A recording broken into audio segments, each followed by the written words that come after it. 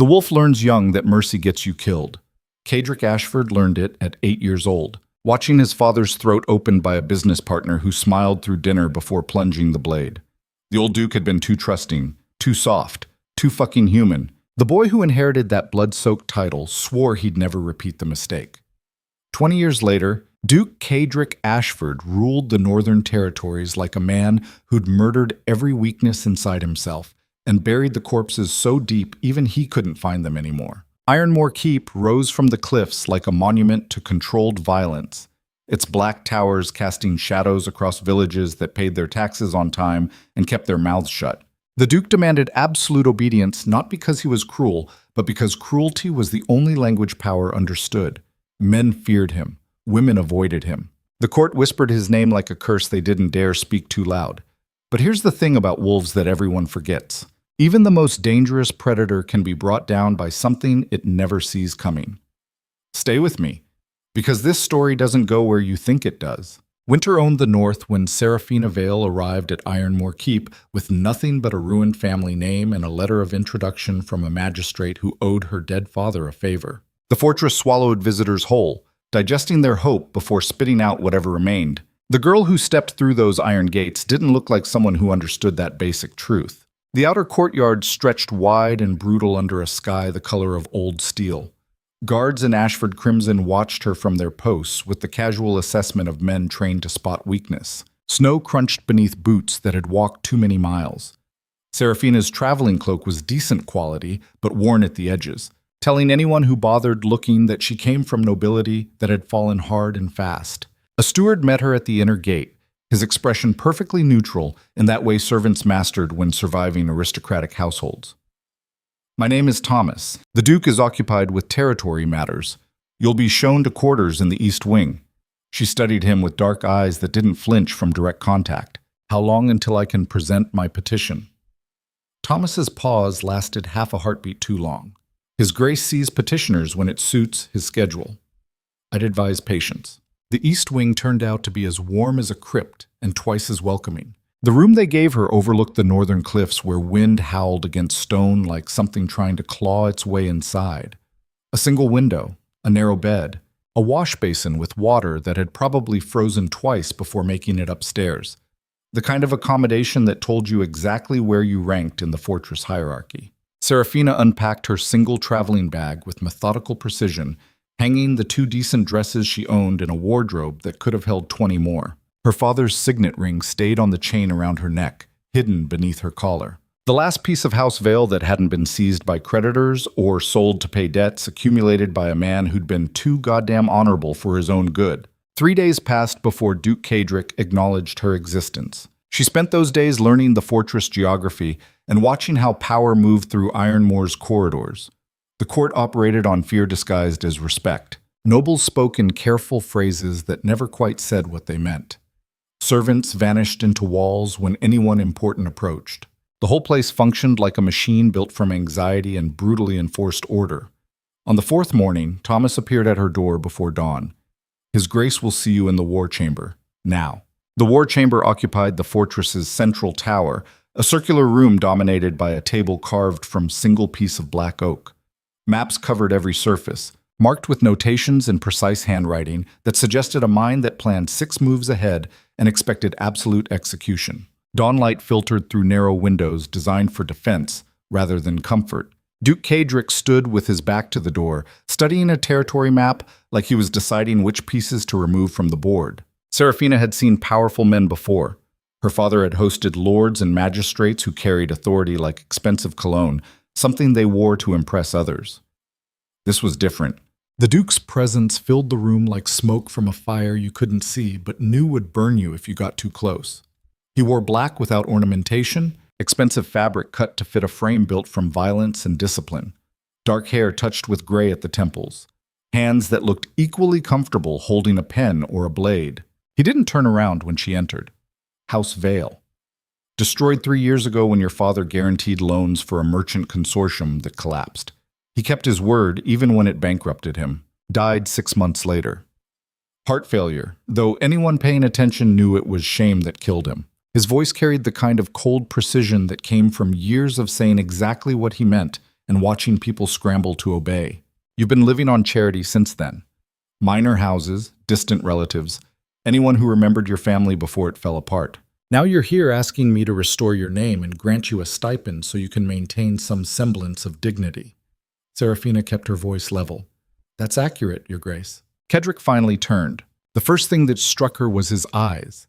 Gray and absolutely devoid of warmth, studying her with the same analytical attention he'd given the maps. His face carried the hard lines of a man who'd stopped pretending to be anything other than what survival demanded. Not handsome in any conventional sense, but compelling in the way predators compelled. You couldn't look away even when every instinct screamed that you should. Your father was an idealistic fool who confused honor with wisdom. He destroyed your house trying to be noble in a world that punishes nobility like a terminal disease. And now you want me to repair the damage caused by his staggering incompetence? The words hit like calculated blows, testing for reaction. Serafina met his gaze without flinching. My father made mistakes. That doesn't erase what House Vale contributed to these territories before everything collapsed. We held the eastern border for 2 generations. We built trade routes that still generate revenue. We earned something better than total erasure. Kedrick moved closer, circling her with the deliberate assessment of someone examining livestock at market. What you earned was bankruptcy and humiliation. Your father's honor bought you precisely nothing except poverty and the opportunity to beg in other people's halls. So tell me, Miss Vale, why the fuck should I care about your family's historical contributions when the present reality is that you're completely powerless and utterly disposable? The silence stretched thin and dangerous. Serafina could feel the test in his words, the way he pushed to see where she'd break. Most people probably crumbled under that pressure, gave him whatever deference he demanded. But she'd spent 3 years learning that dignity was the only thing poverty couldn't steal unless you surrendered it voluntarily. Because powerful men like you don't maintain control through fear alone. You need legitimacy. You need the old houses to believe they still matter, that loyalty gets rewarded, that serving the Duke means something beyond simple survival. Restoring House Vale costs you nothing, but proves you value service over short-term pragmatism. It's not charity, Your Grace. It's investment in the perception that keeps your territories stable. Something flickered in those gray eyes. Not warmth, but interest. The kind of attention a chess player gives an opponent who just made an unexpected move.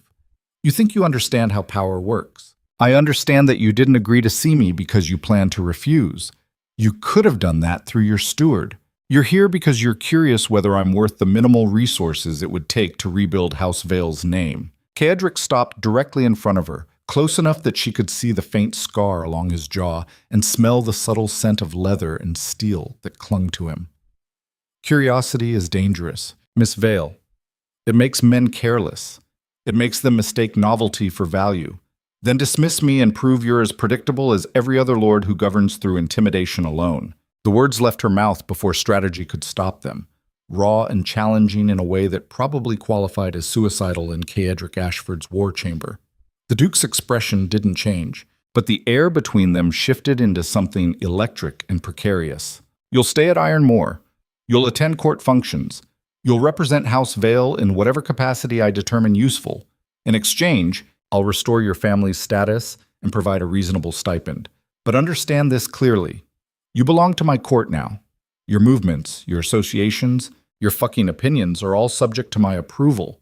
If you prove valuable, you'll prosper. If you prove troublesome, you'll discover that bankruptcy was the kindest fate your family could have suffered. He stepped back, dismissing her with a gesture that suggested the conversation was over because he decided it was over, not because they'd reached any natural conclusion. Thomas will arrange appropriate quarters and provide the necessary documentation. Don't make me regret tolerating your presence. Serafina offered the minimum courtesy bow required by protocol. Thank you, Your Grace. She was halfway to the door when his voice stopped her. One more thing, that speech about legitimacy and investment in perception, clever enough to be almost impressive. But don't confuse a moment of entertainment with actual power. I own this territory and everyone in it, including you. Remember that before you decide to test how far intellectual charm will protect you. She left without responding, which was probably the only smart choice available. The new quarters Thomas showed her were substantially better than the East Wing cell. A suite in the southern tower with actual heat, decent furniture, and windows that overlooked the interior gardens rather than the brutal northern cliffs, the kind of accommodation that came with expectations. The court noticed immediately.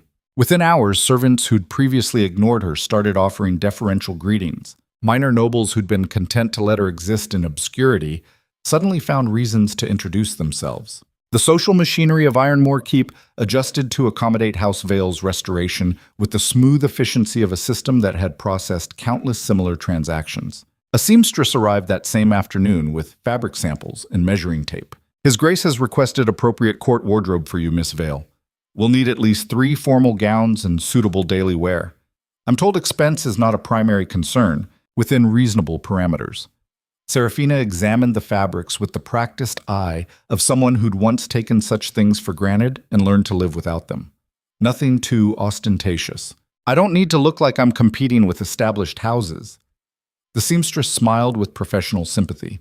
A wise approach. The court can be unforgiving to those perceived as overreaching their station. Over the following weeks, Serafina learned the complex choreography of Ironmore's aristocracy. The court gathered for formal dinners 3 times weekly, elaborate affairs where political maneuvering disguised itself as social conversation. Duke Caedric presided from the head table with the same cold authority he brought to everything else, rarely speaking but missing nothing. The nobility divided into predictable factions. House Raventon controlled the western territories and commanded the largest private army after the Duke's own forces. Lord Cedric Raventon was a calculating man in his 40s, who smiled too much and watched Caedric Ashford with the patient attention of someone planning long-term strategy. House Morven held the southern trade routes and maintained careful neutrality in all political disputes, which everyone understood was its own form of alliance building. House Garrett controlled the eastern mining operations and made no secret of their resentment toward the Duke's heavy taxation. Then there was Lady Helena Voss, a widow who'd inherited her late husband's considerable fortune and used it to position herself as Ironmore's unofficial social arbiter. Beautiful in that polished way that required substantial resources to maintain, she'd apparently decided Serafina represented some form of threat. The confrontation came during a dinner celebrating the harvest season. Helena approached with champagne in hand and calculation in her eyes, timing her move when enough people could witness the exchange without making it completely public. Miss Vale, how lovely to see House Vale represented at court again, though I confess I'm curious about the nature of your arrangement with His Grace. It's so unusual for a man known for pragmatism to indulge in charity cases. The surrounding conversation quieted by several degrees. Serafina kept her expression neutral. The Duke values historical service and strategic investment in territorial stability. House Vale's restoration serves both interests. Helena's smile sharpened. Of course, though one does wonder what other services might be involved when a young woman with nothing suddenly receives such generous patronage. The implication hung in the air like smoke. Serafina could feel anger building hot and dangerous in her chest, but 3 years of poverty had taught her that visible emotion was a luxury she couldn't afford. If you have questions about His Grace's decision-making, Lady Voss, I suggest you raise them directly with him. I'm certain he'd appreciate your insights into his governance. That's not necessary. Caedric's voice cut through the ambient noise like a blade through silk. He'd approached without either woman noticing, which suggested he'd been watching the exchange from the beginning. The Duke stopped beside Serafina, his physical presence shifting the entire dynamic. Lady Voss was simply expressing curiosity about court matters. Your Grace? Helena's voice had lost some of its confidence. Caedric's gray eyes fixed on her with the kind of attention that made grown men reconsider their life choices. Then let me satisfy that curiosity. Miss Vale is here because I determined her presence serves territorial interests. The specific nature of those interests is not subject to court speculation or your particularly transparent attempts at social maneuvering. If you find yourself confused about decisions I make regarding my own court, I suggest you focus on matters within your actual sphere of influence, like maintaining the charitable foundation your late husband established, which I understand has been struggling with financial irregularities lately. The threat was subtle but unmistakable. Helena's face went pale beneath her carefully applied cosmetics. Of course, Your Grace. I meant no disrespect. Then I'm certain you'll have no difficulty offering Miss Vale the same courtesy you extend to other members of this court. It wasn't a question. Helena managed something that approximated a genuine smile in Serafina's direction before excusing herself with as much dignity as the situation allowed. Caedric watched her retreat before turning that analytical attention to Serafina. You handled that adequately, though allowing her to bait you in the first place showed poor strategic awareness. If you're going to survive here, you need to see attacks coming before they're launched. I didn't realize I needed defending, Your Grace. His expression didn't change. You don't. But allowing my court to savage someone under my protection reflects poorly on my authority. This was about maintaining order, not protecting your delicate sensibilities. He left before she could form a response, moving back toward the head table with the same controlled precision he brought to everything. But Serafina noticed he'd referred to her as being under his protection, which was a designation that meant something specific in Ironmore's power structure. The court noticed too. The incident with Helena Voss marked a turning point in how the nobility treated her. Direct challenges became rare, replaced by careful courtesy that acknowledged her position without quite accepting it. She existed in a strange liminal space, not powerful enough to command real influence, but protected enough that attacking her came with consequences. Duke Cadric remained distant but observant, a presence that dominated court functions without actively participating in them. He spoke rarely, but when he did, people listened with the desperate attention of students who knew there'd be a test later and failure meant something worse than bad grades. Serafina found herself studying him despite knowing it was probably dangerous. There was something compelling about watching someone maintain that level of absolute control. He never seemed angry or frustrated or uncertain, just coldly focused on whatever objective he'd identified as important, until the council meeting where everything shifted. The Duke's inner council met weekly to discuss territorial management. Normally, Serafina wouldn't have been included, but Cadric had recently decided she should observe governance proceedings. Learn how power actually functions rather than the sanitized version they teach noble daughters, he'd said with that flat precision that made everything sound like a threat. The meeting room was smaller than the war chamber, dominated by a rectangular table where 6 men debated taxation policy with the intensity of people who knew their positions mattered. Lord Raventon was arguing for increased levies on the eastern villages to fund military expansion. The border territories require stronger fortification. We're vulnerable to incursions from the lowland clans, and our current forces are stretched thin. Raising taxes by 15% would generate the necessary revenue. Master Garrett, the mining lord, shook his head. Those villages are already taxed to the breaking point. Push them harder, and you'll trigger the kind of unrest that makes defense irrelevant, because there's nothing left worth defending. Raventon's expression hardened. Temporary hardship in service of long-term security is the foundation of responsible governance. The Duke listened without commenting, gray eyes moving between speakers like he was tallying points in some internal ledger. Serafina had promised herself she'd stay quiet, observe without participating. But listening to them discuss crushing already desperate people with the same casual tone they'd use for discussing crop rotations made something inside her override survival instinct. What if there's a third option? Every head turned toward her. The silence that followed carried weight like physical pressure. Lord Raventon's smile didn't reach his eyes.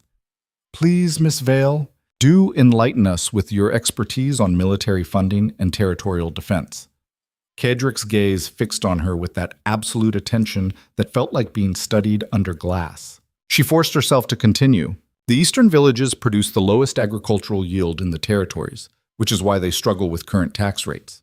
But they control river access that could support a trade route connecting the mining operations to southern markets.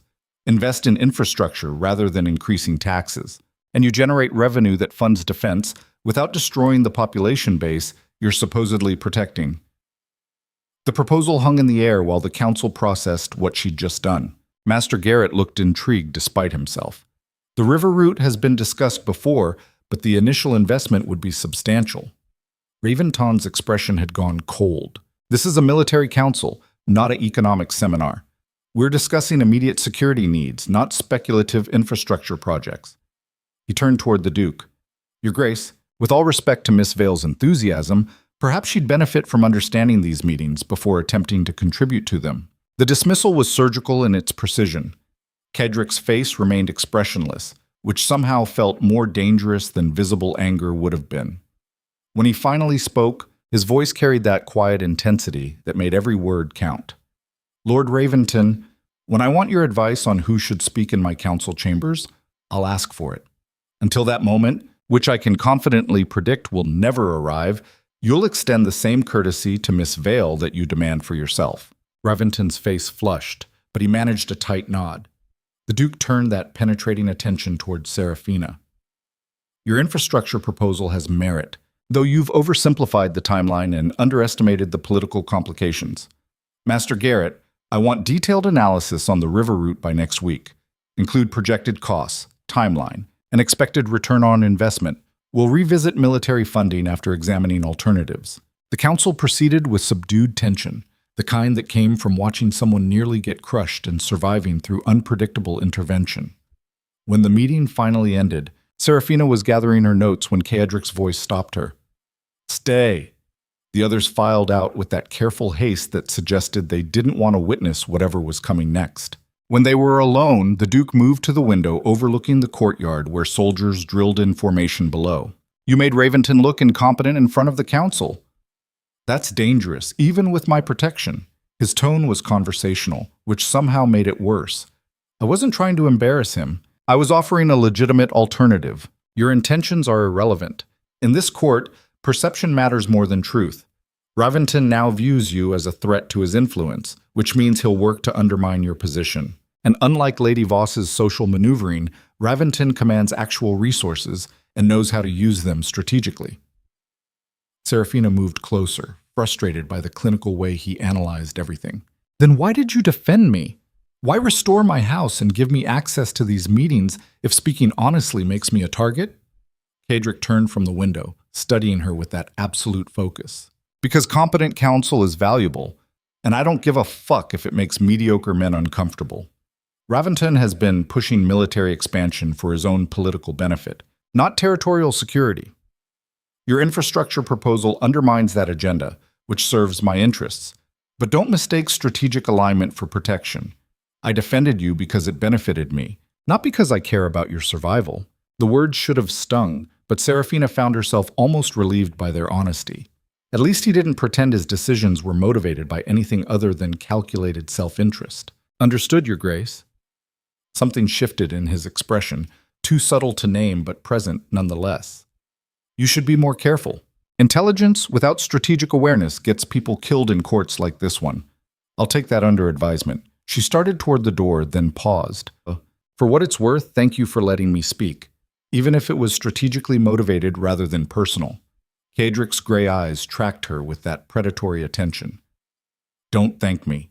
Miss Vale, the moment you become more liability than asset, I'll cut you loose without hesitation. Remember that before you start attributing protective instincts to pure pragmatism. She left feeling like she'd just survived something dangerous that she still didn't fully understand. Winter deepened its grip on the northern territories.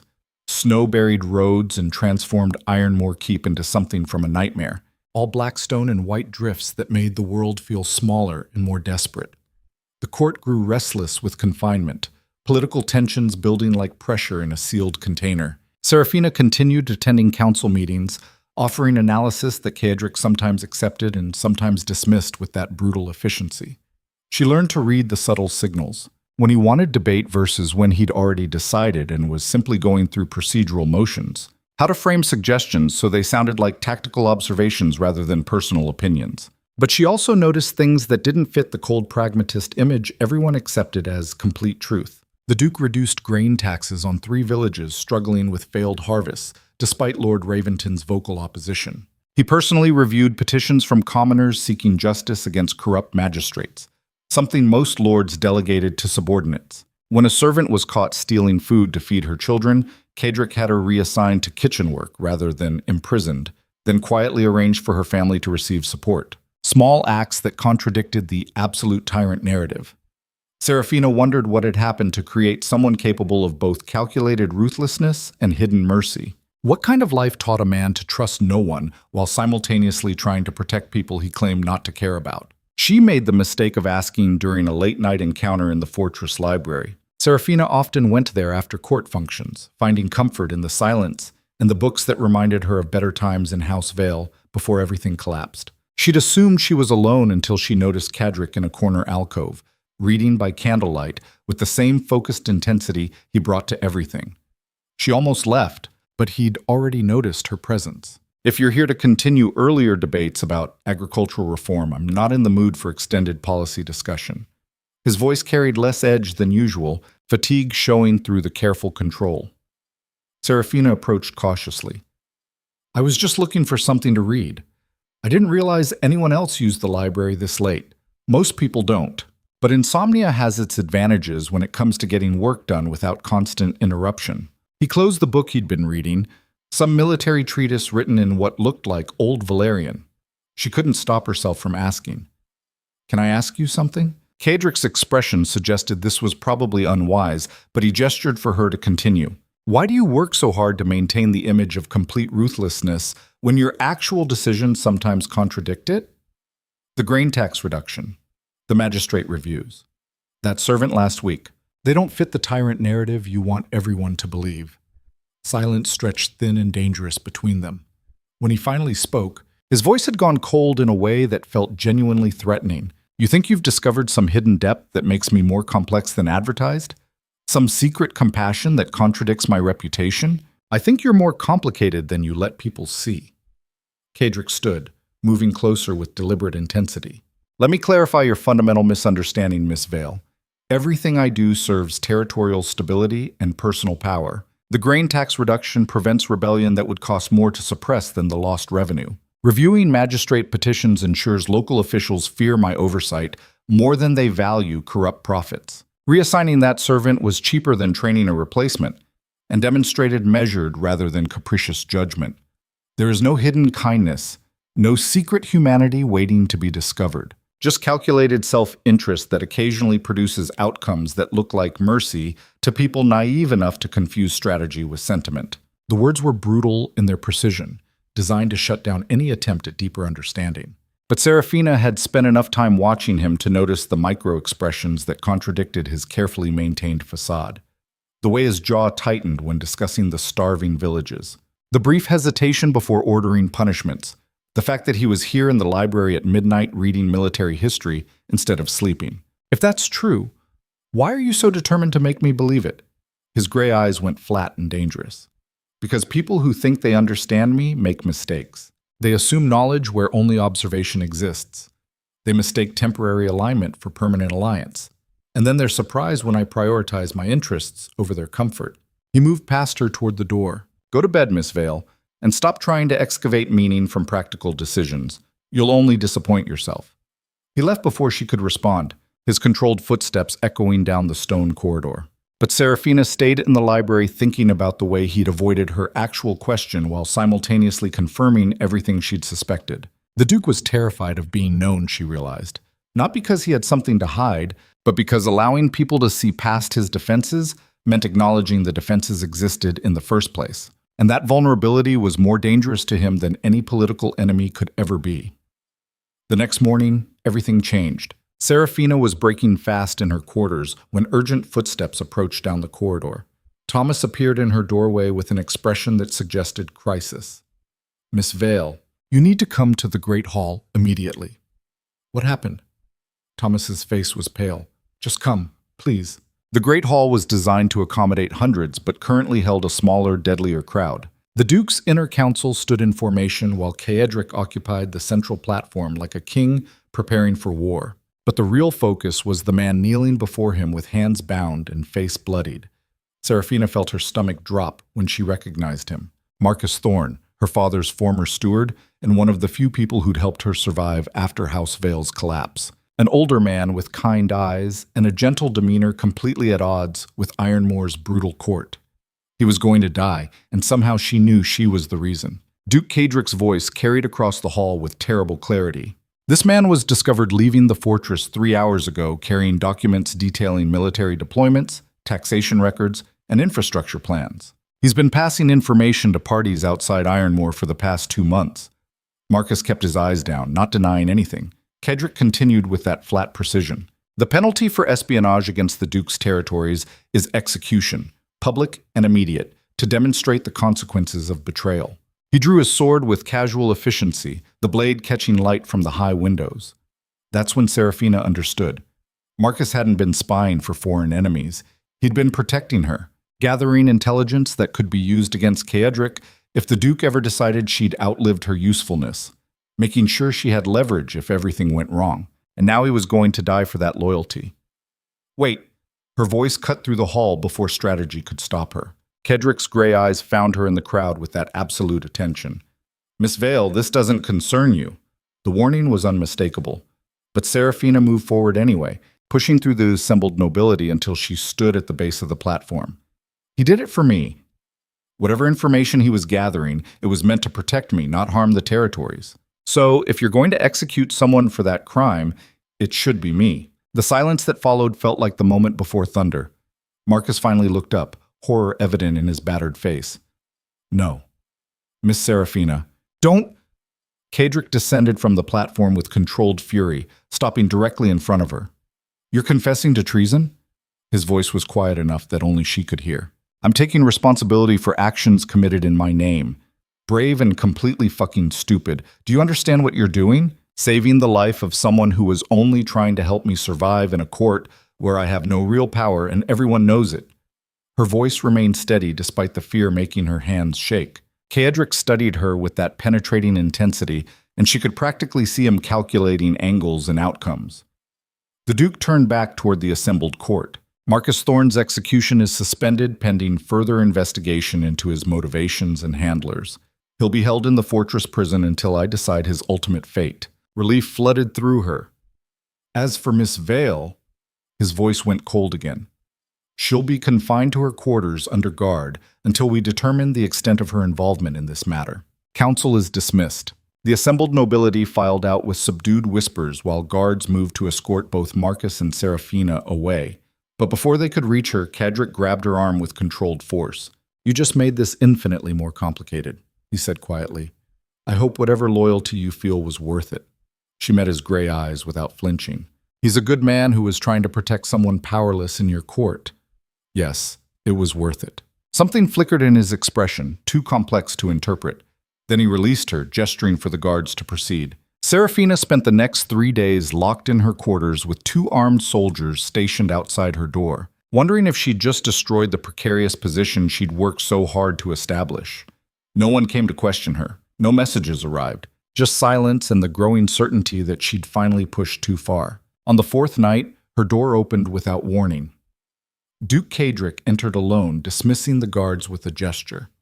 He looked different in the candlelight, shadows carving his face into something almost vulnerable before discipline reasserted control. He closed the door behind him and stood there studying her with that absolute focus. Marcus Thorne is being released.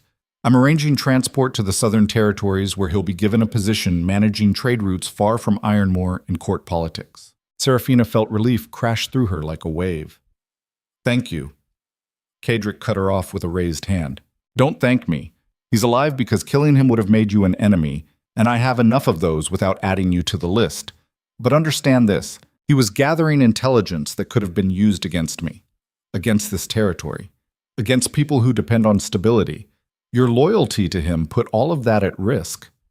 I know. Do you? Because from where I'm standing, you made an emotional decision that could have triggered consequences you're completely unequipped to handle. His voice carried frustration that felt almost personal. Marcus was trying to give me leverage because he understood I have none here, because he knew that without some form of protection, I'm completely dependent on your continued tolerance. And that terrifies people who care about me, even if it doesn't terrify you. The words came out sharper than she'd intended. 3 years of buried fear and frustration finally finding voice. Kedrick moved closer, and she could see the tension in his jaw. You think I don't understand vulnerability? You think I've never been powerless and dependent on someone else's mercy? Then why are you so determined to make everyone else feel that way? Why build an entire court structure designed to strip people of dignity and agency?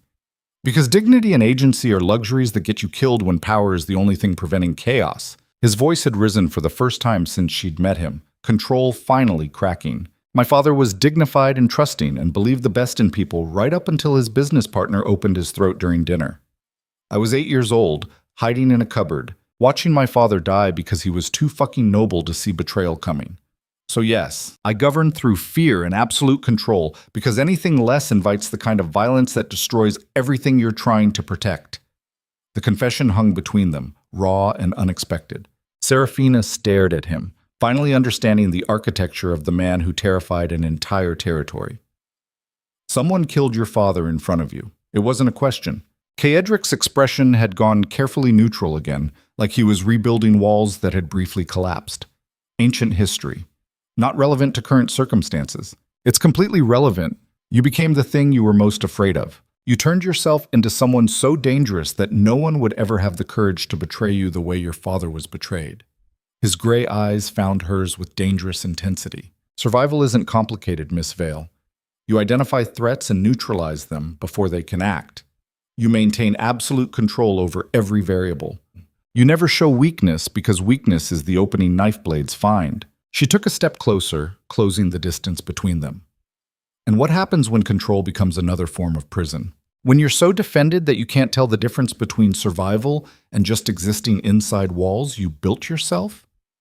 Kaedric looked at her for a long moment, and she could see something shifting beneath his carefully maintained facade. "You should be terrified of me," he said quietly. "Everyone else is. I know. But terror doesn't seem to be working as well as you'd hoped." His hand came up, fingers brushing her jaw with unexpected gentleness that contradicted everything about the ruthless Duke. "This is dangerous. I know that too." The kiss was inevitable in retrospect, though neither of them had admitted wanting it until the moment it happened. His control wavered just long enough to let something raw and human break through, then reasserted itself with the discipline of someone who'd spent 20 years proving weakness meant death. He pulled back, breathing harder than before.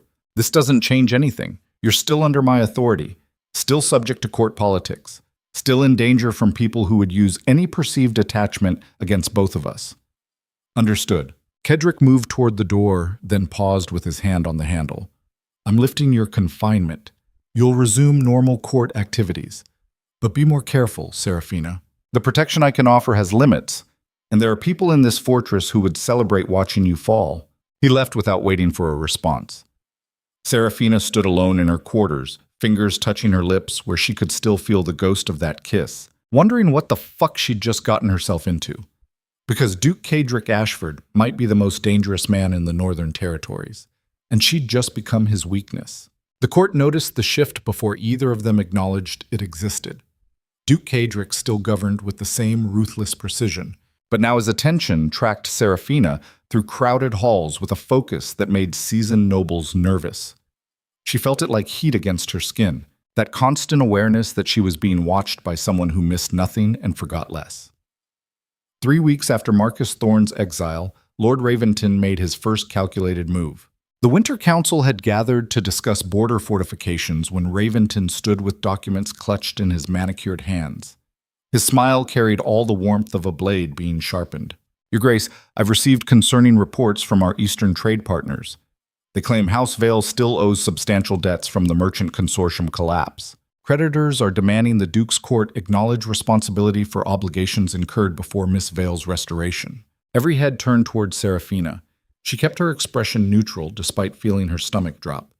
The debts were real, legally complex, and potentially devastating if someone with resources decided to pursue them aggressively. Kaedric's gray eyes remained fixed on Raventon with that absolute stillness that preceded violence. "House Vale's restoration was granted under my authority. Previous debts were absorbed as part of territorial restructuring. Any creditor with legitimate claims can petition my magistrates through proper channels." His voice carried no room for negotiation.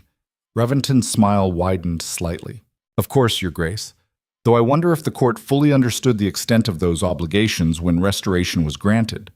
The total sum approaches 40,000 marks, a not insignificant burden for the territory to assume without proper council consultation." The number hung in the air like an executioner's blade. Master Garrett cleared his throat. "That is substantial, Your Grace. Perhaps the matter deserves closer examination before we proceed with other business." Serafina could feel the trap closing. Raventon had weaponized her father's failures, transforming her presence at court from strategic asset into financial liability. Even nobles who'd been cordial would now see her as a drain on territorial resources. She should have stayed silent, let Kaedric handle the political maneuvering. But survival instinct demanded she fight rather than watch someone else defend her like property being appraised. Lord Raventon's concern for fiscal responsibility is touching, though somewhat selective. His family has received military contracts worth over 80,000 marks in the past 3 years, despite consistent reports of equipment failures and delivery delays. Perhaps we should examine all financial obligations with equal scrutiny. The silence that followed felt like a held breath before screaming. Raventon's face flushed dark red. Equipment procurement is essential territorial defense, not personal enrichment masquerading as noble restoration. And absorbing debts to stabilize historical houses is governance, not charity. Unless you're suggesting the Duke makes decisions without understanding their full implications. She just accused Raventon of questioning Caedric's competence, which was tantamount to treason in Ironmore's power structure. Lord Raventon turned toward the Duke with barely contained fury. "Your Grace, I will not tolerate being slandered by someone whose entire position depends on your personal indulgence." Caedric stood slowly, and the temperature in the room seemed to drop by several degrees. "Lord Raventon, you came to this council with documents specifically designed to undermine a decision I made regarding court composition. You questioned my judgment in front of the entire inner circle. And now you're offended that Miss Vale responded with equivalent force. If you can't tolerate being challenged, perhaps you should reconsider challenging me." The words were surgical in their precision. "I meant no disrespect, Your Grace. Then demonstrate that by focusing on actual governance rather than transparent political maneuvering. House Vale's debts are absorbed. The matter is closed. We're moving to border fortifications, and I expect professional analysis rather than continued attempts at undermining court members you personally dislike." Raventon sat down with controlled fury radiating from every movement. The meeting continued with subdued tension, but Serafina could feel Raventon's hatred like a physical weight. She'd made an enemy of one of the most powerful nobles in the territory, and no amount of ducal protection would completely shield her from that enmity. When the council finally dismissed, Caedric's voice stopped her at the door. "My chambers, now." His tone suggested this wasn't a request. The Duke's private chambers occupied the fortress's highest tower, a suite of rooms that balanced military functionality with the subtle luxury of someone who appreciated quality but refused to appear soft. Maps covered one wall. A weapons rack held blades that looked used rather than decorative. The furniture was expensive but austere, chosen for purpose over display. Caedric closed the door behind them with controlled force. "What the fuck was that?" His voice was quiet, which somehow made it more dangerous. Serafina turned to face him. "That was me refusing to sit silently while Raventon tried to weaponize my father's failures. I was handling it. You didn't need to escalate the situation by attacking his military contracts. He was attacking me. I defended myself using the same tactics he employed." Caedric moved closer, and she could see the tension in his jaw.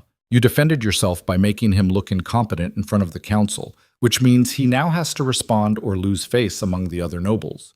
Do you understand what you've done? Raventon commands the second largest military force in these territories.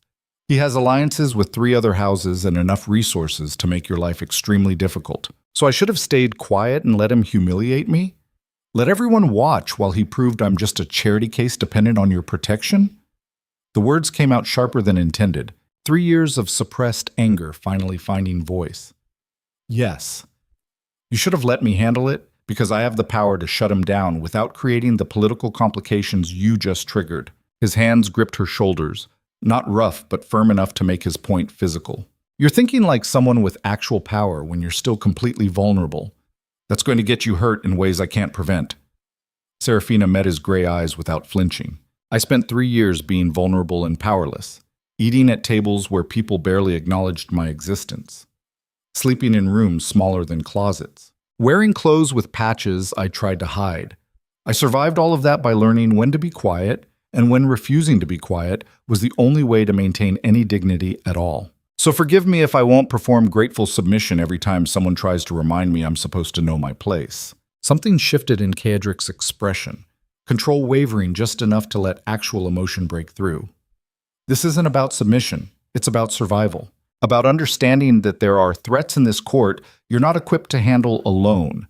Then help me become equipped instead of treating me like something fragile that needs constant protection." His grip tightened slightly. "You think I'm protecting you because I see you as weak? I'm protecting you because the alternative is watching Raventon or someone like him destroy you to get at me. Because that's what happens to people who become leverage against the Duke. They get used as weapons and discarded as casualties." The raw honesty in his voice made something in her chest ache. "So what am I supposed to be? Your mistress kept carefully hidden? Your political asset displayed when convenient? What exactly is my role here? Kedrick's jaw tightened, and she watched him struggle with an answer. I don't know. And that terrifies me more than you understand. He released her shoulders, turning toward the window that overlooked the northern territories sprawling beneath storm-heavy clouds. When his father died, something in him broke that never quite healed right. The boy who'd believed in trust and safety got buried beneath 20 years of absolute control and calculated ruthlessness. He'd built an entire identity around being untouchable, unreachable, immune to the vulnerabilities that destroyed weaker men. But standing here with her, he felt that carefully constructed armor developing cracks he didn't know how to repair. The kiss came without planning, driven by frustration and something deeper neither of them wanted to name. His mouth found hers with controlled intensity, all that rigid discipline channeled into the way his hands tangled in her hair. She responded with equal force, tired of pretending this magnetic pull between them didn't exist. When they finally broke apart, both breathing harder, Kedrick rested his forehead against hers. This is dangerous. For both of us. I know. If Raventon discovers this, he'll use it. If the court finds out, they'll see you as a weakness to exploit. I know that too. His thumb traced her jawline with unexpected gentleness. Then why aren't you running? Why stay in a place where being close to me makes you a target? Serafina met those gray eyes that had watched her from the first moment she entered Ironmoor. Because running doesn't change the fact that I'm already a target. And because for the first time since my father died, I feel like I'm actually living instead of just surviving. The confession hung between them, more honest than either had intended. Kedrick kissed her again, slower this time, like he was trying to memorize something he knew he'd eventually lose. Then he forced himself to step back, rebuilding the walls that kept him functional. Be more careful in council meetings. Raventon is looking for openings, and you just gave him several. Understood. And Serafina, next time you want to attack a noble lord with military resources and political ambitions, warn me first so I can at least plan accordingly. The corner of his mouth almost smiled, which on anyone else would have been unremarkable, but on Duke Kedrick Ashford felt like a minor miracle. She left his chambers knowing everything had changed and nothing had been resolved. The court gossip started within hours. Serafina had been seen entering the Duke's private chambers. She'd stayed for nearly an hour. Guards had been dismissed from the corridor. The implications were whispered in corners and discussed over wine, with the hungry attention of people who'd finally found interesting scandal. Lady Helena Voss took particular pleasure in spreading the narrative. One does wonder what private matters required such extended consultation. Though I suppose when a woman's entire position depends on ducal favor, she must be prepared to provide whatever services maintain that favor.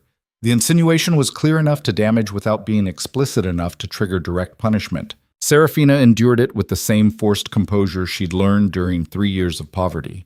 But the constant whispers wore at her like water against stone, gradually eroding the confidence she'd worked so hard to rebuild. 2 weeks after the council confrontation, Lord Raventon made his second move. The Winter Masque was Ironmoor's grandest social event, a celebration where nobility gathered in elaborate costumes and expensive masks to pretend the brutal politics governing their lives didn't exist. The Great Hall had been transformed with silk banners and enough candles to turn night into artificial day. Serafina wore deep crimson velvet with a silver mask that covered half her face, feeling exposed despite the disguise. She'd learned that masks made people bolder, gave them permission to say things they'd normally keep hidden. She was avoiding the dance floor when a masked figure in black approached with champagne in hand. Miss Vale, you look lovely this evening, though I suspect the mask is unnecessary. Everyone here already knows exactly who you are. She recognized Lord Raventon's voice beneath the calculated courtesy. My lord, I wasn't aware you'd be attending. His smile was visible beneath the mask's edge. I wouldn't miss the season's premier social event, particularly when there's so much interesting activity to observe. He gestured toward the center of the hall, where Duke Kedrick stood in conversation with several military commanders, his own mask doing nothing to disguise his commanding presence. The Duke seems distracted lately. Some say his judgment has been compromised by personal entanglements that cloud strategic thinking. Serafina kept her voice level. I'm sure His Grace appreciates your concern for his mental clarity. Raventon moved closer, lowering his voice so only she could hear. Let me be direct, Miss Vale. You're an intelligent woman who understands political reality. The The Duke's attachment to you has created vulnerability that his enemies will exploit. Not because they cares about you specifically, but because you represent a crack in armor that's been impenetrable for 20 years. What are you suggesting? That you have choices beyond clinging to protection that makes you a target. There are other houses that would value your intelligence and provide security without the complications that come from being the Duke's particular weakness. The offer was surgical in its precision, designed to plant doubt while maintaining plausible deniability. Are you recruiting me to betray Duke Cadric? Raventon's laugh carried no humor. I'm offering you an exit strategy before the inevitable collapse. Powerful men fall, Miss Vale. When they do, everyone close to them gets buried in the rubble. I'm simply suggesting you consider whether loyalty is worth that price. He left before she could respond, disappearing into the massed crowd with the confidence of someone who'd already won. Serafina stood alone, feeling the weight of his words like stones in her chest. Everything he'd said was strategically calculated to trigger fear and doubt, but that didn't make it untrue. She was vulnerable. Her connection to Cadric did make her a target, and if the Duke ever fell, she'd have no protection at all. She needed air. The balcony overlooked the fortress courtyard where snow fell in heavy silence. The music from the hall became muffled background noise as she gripped the stone railing and tried to calm the panic building in her chest. Running again. Cadric's voice came from behind her. Quiet, but unmistakable. She turned to find him standing in the doorway, mask removed and gray eyes studying her with that absolute attention. Just needed space. Too many people. He moved beside her, close enough that she could feel his warmth against the winter cold. Raventon approached you. I saw him corner you near the champagne. He offered me an exit strategy.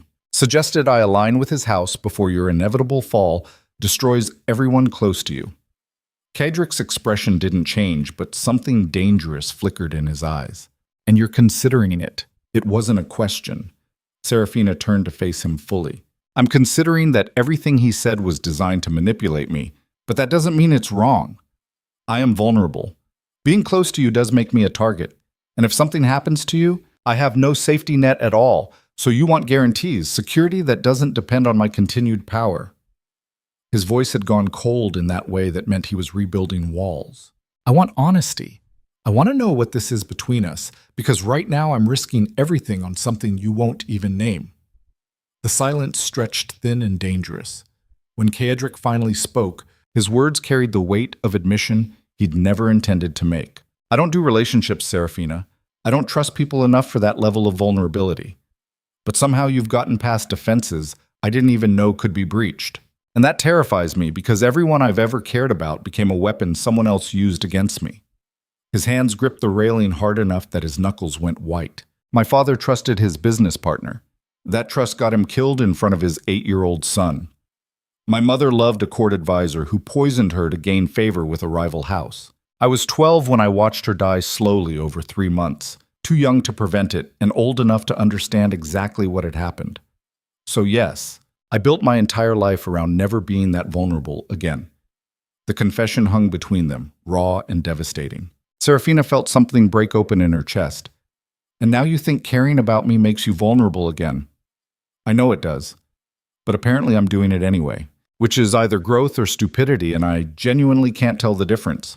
He turned toward her, and she could see the conflict in his eyes. I can't offer you safety, Serafina. I can only offer you whatever protection I'm capable of maintaining, which could end the moment someone stronger decides to challenge me. That's the reality of power in places like this.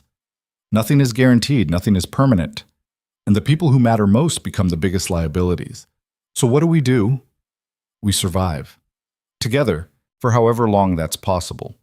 Or you take Raventon's offer and find security somewhere that doesn't make you a target. Serafina studied his face, reading all the things he couldn't quite say.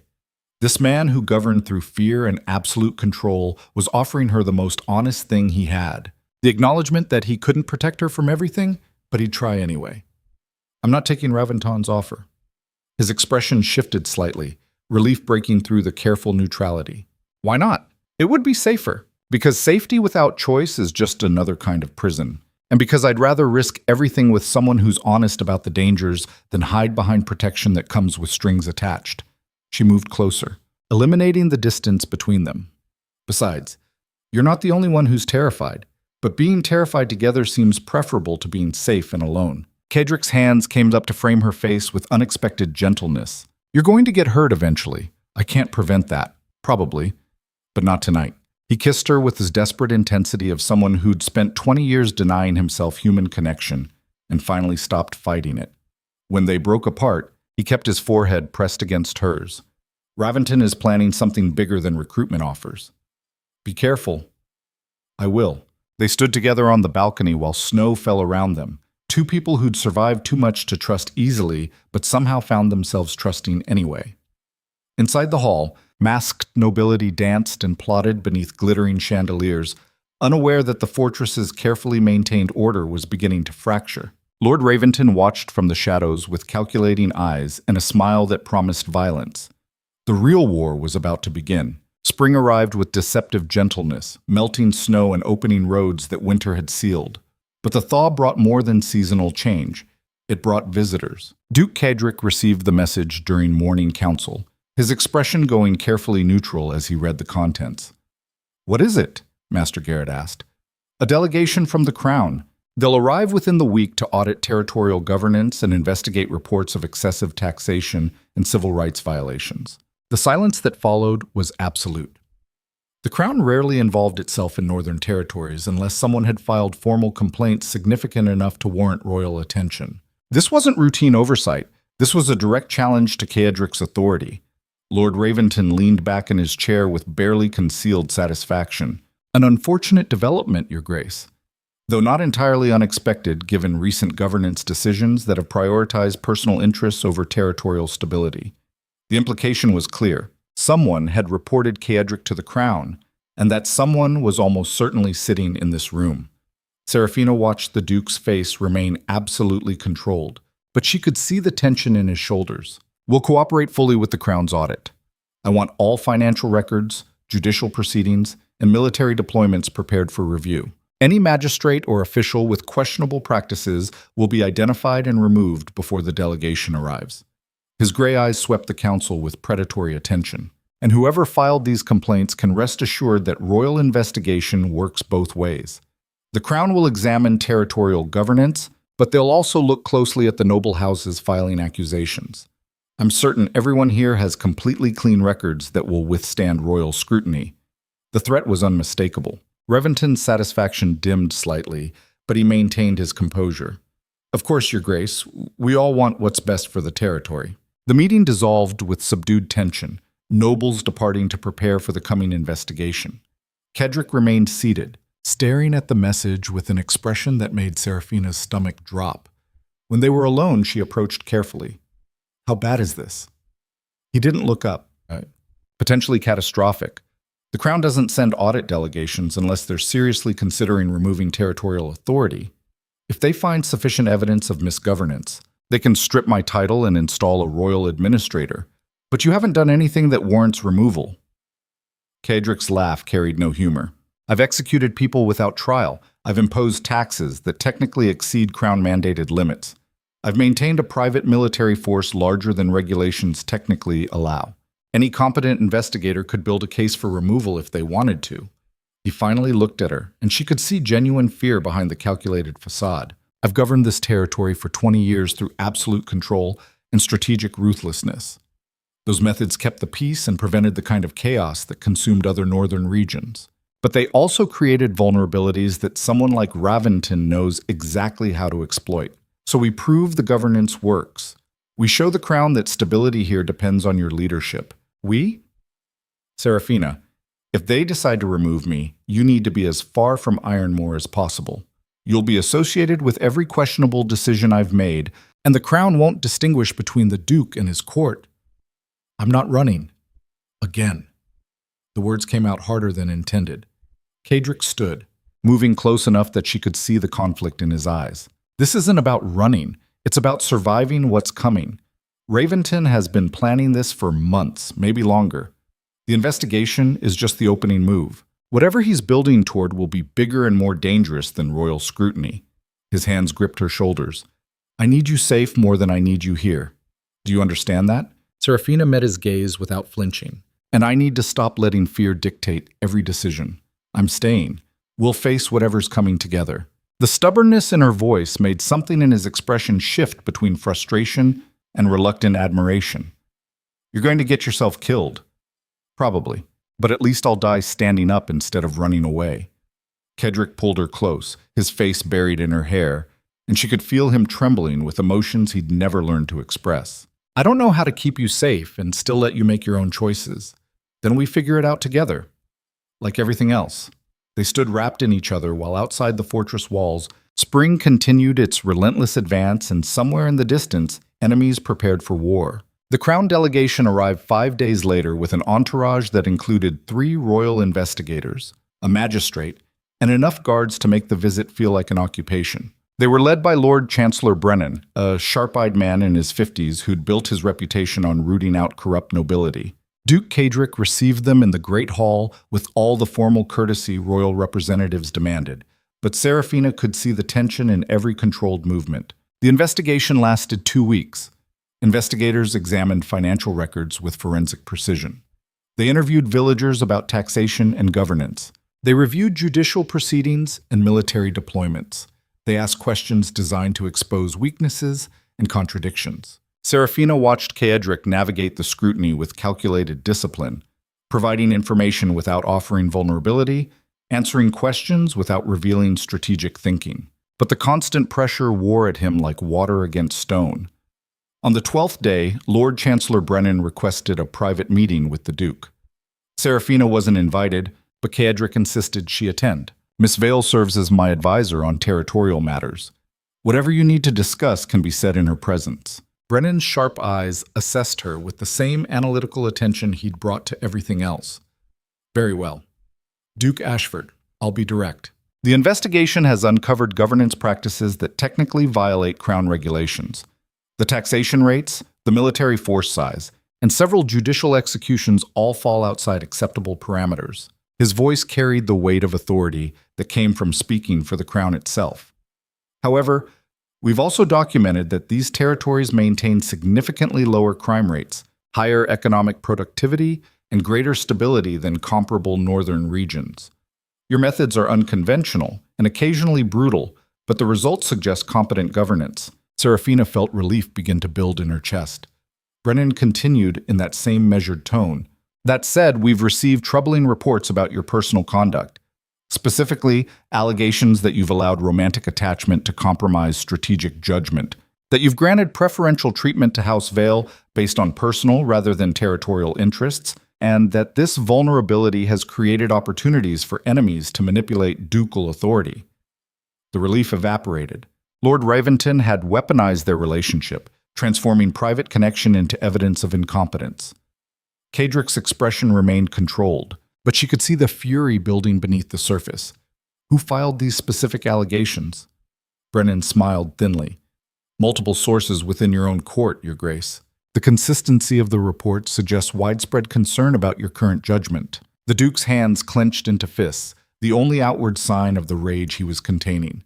And what does the Crown recommend? That you demonstrate the allegations are baseless by severing the attachment in question. Miss Vale should be removed from court and relocated to a neutral territory where her presence won't compromise your governance. If you're willing to do that, we'll file a report recommending you retain authority with increased oversight. The silence that followed felt like falling.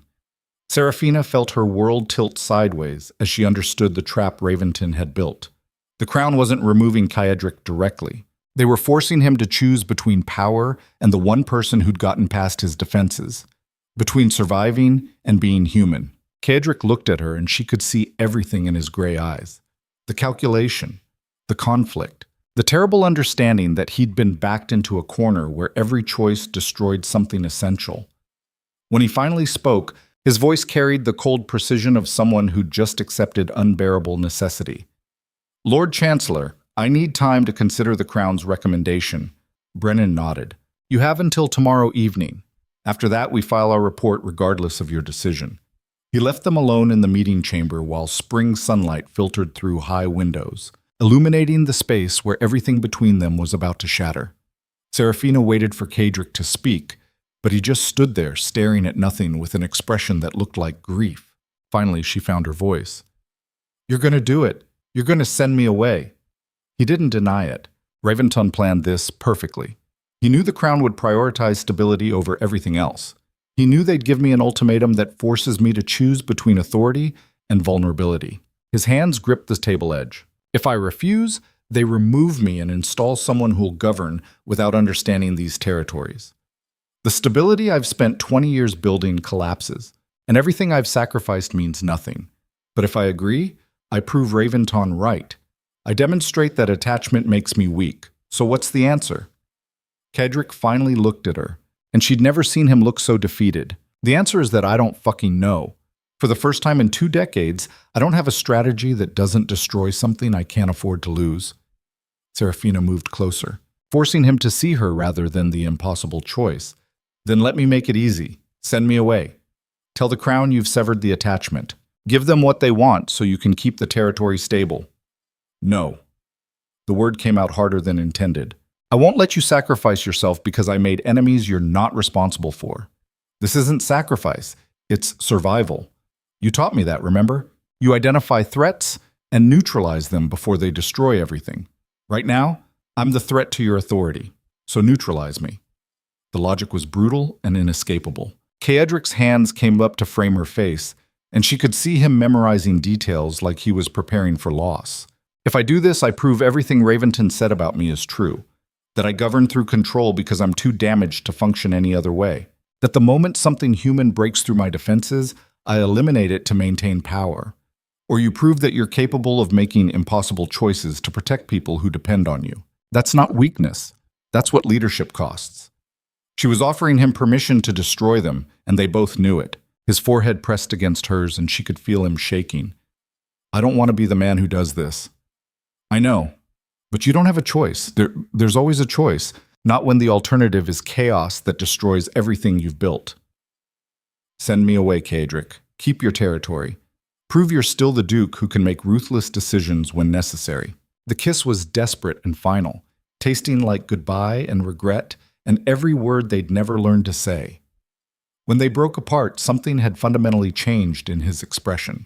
The Duke rebuilt his walls with brutal efficiency, burying the man who'd let himself be vulnerable beneath 20 years of practiced control. I'll make the arrangements.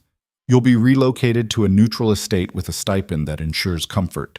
The Crown will be informed that House Vale's restoration is maintained, but your presence at Ironmoor is terminated. His voice carried no emotion, just cold precision that made her want to scream. Understood, Your Grace.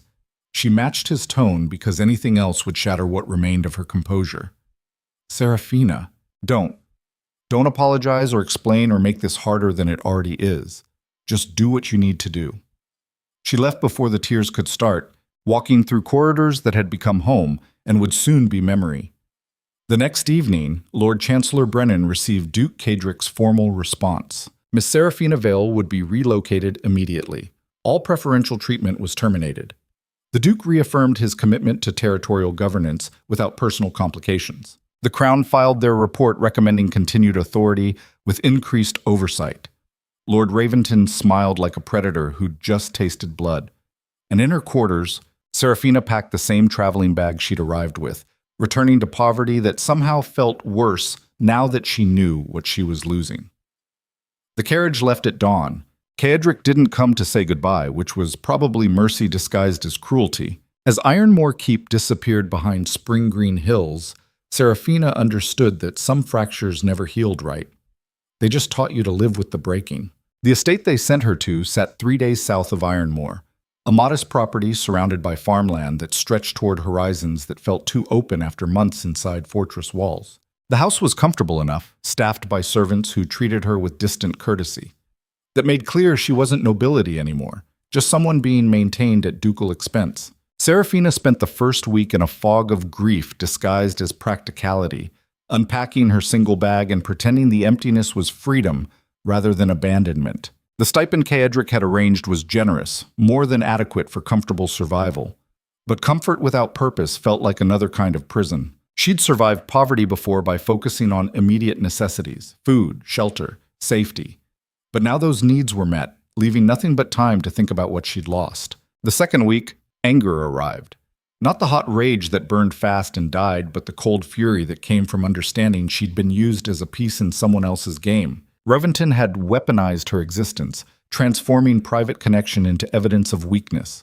The crown had forced an impossible choice, and Cadric had made it, prioritizing power over the one thing he'd claimed mattered. She understood why, could trace the logic that made sending her away the only strategic option, but understanding didn't stop the anger from building like pressure in a sealed container.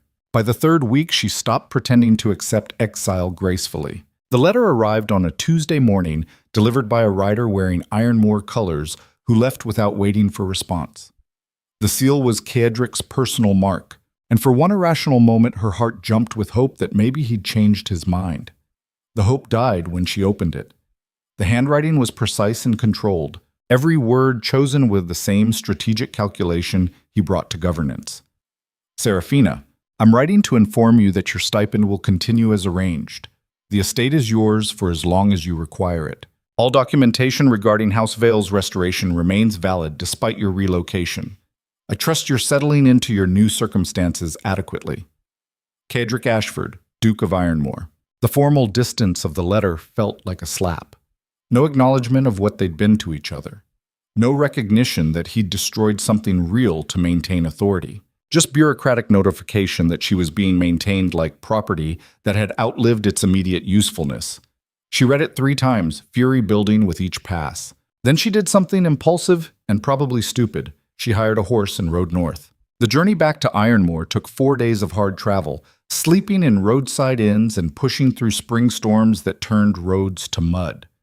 By the time the Black Towers appeared on the horizon, Serafina was exhausted, furious, and absolutely certain this was a terrible idea. She arrived at sunset when the fortress looked like something carved from dying light and shadow. The guards at the gate recognized her immediately, their expression shifting between confusion and concern. Miss Vale, we weren't informed you'd be returning. I need to see the Duke. It's urgent. The senior guard exchanged glances with his companion. His Grace gave specific instructions that you are not to be admitted to the fortress under any circumstances. The words hit like physical blows. Then tell him I'm here and let him decide whether to honor those instructions or face me in the goddamn courtyard. Her voice carried enough fury that the guard actually stepped back.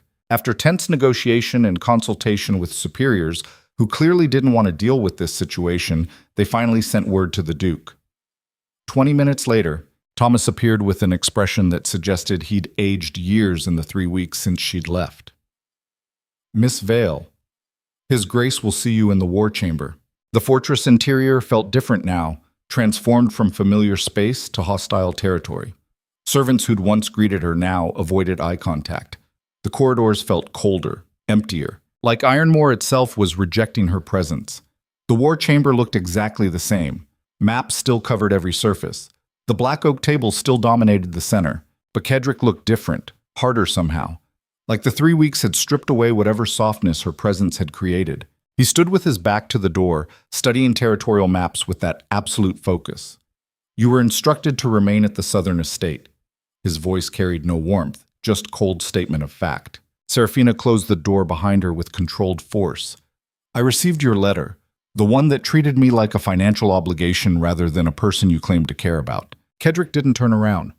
The letter said exactly what needed to be said. Nothing more, nothing less. Right. Because acknowledging what you destroyed might have required actual honesty instead of bureaucratic efficiency. Her anger was building now, 3 weeks of suppressed fury finally finding voice. What did you expect? A confession of feelings that would compromise both of us further? A detailed explanation of emotions that changed nothing about the situation? He finally turned, and she could see the walls were fully rebuilt, every vulnerability buried beneath 20 years of practiced control. I expected you to at least pretend you gave a fuck about what you were doing when you sent me away. Cadric's jaw tightened. I gave you safety and financial security. I maintained House Vale's restoration despite removing you from court. What more could you possibly want? How about honesty?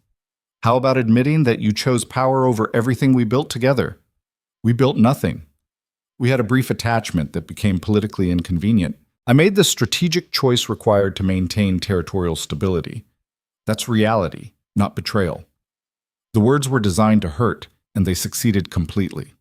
Serafina moved closer, needing him to see the damage he was trying to rationalize. You're lying to yourself.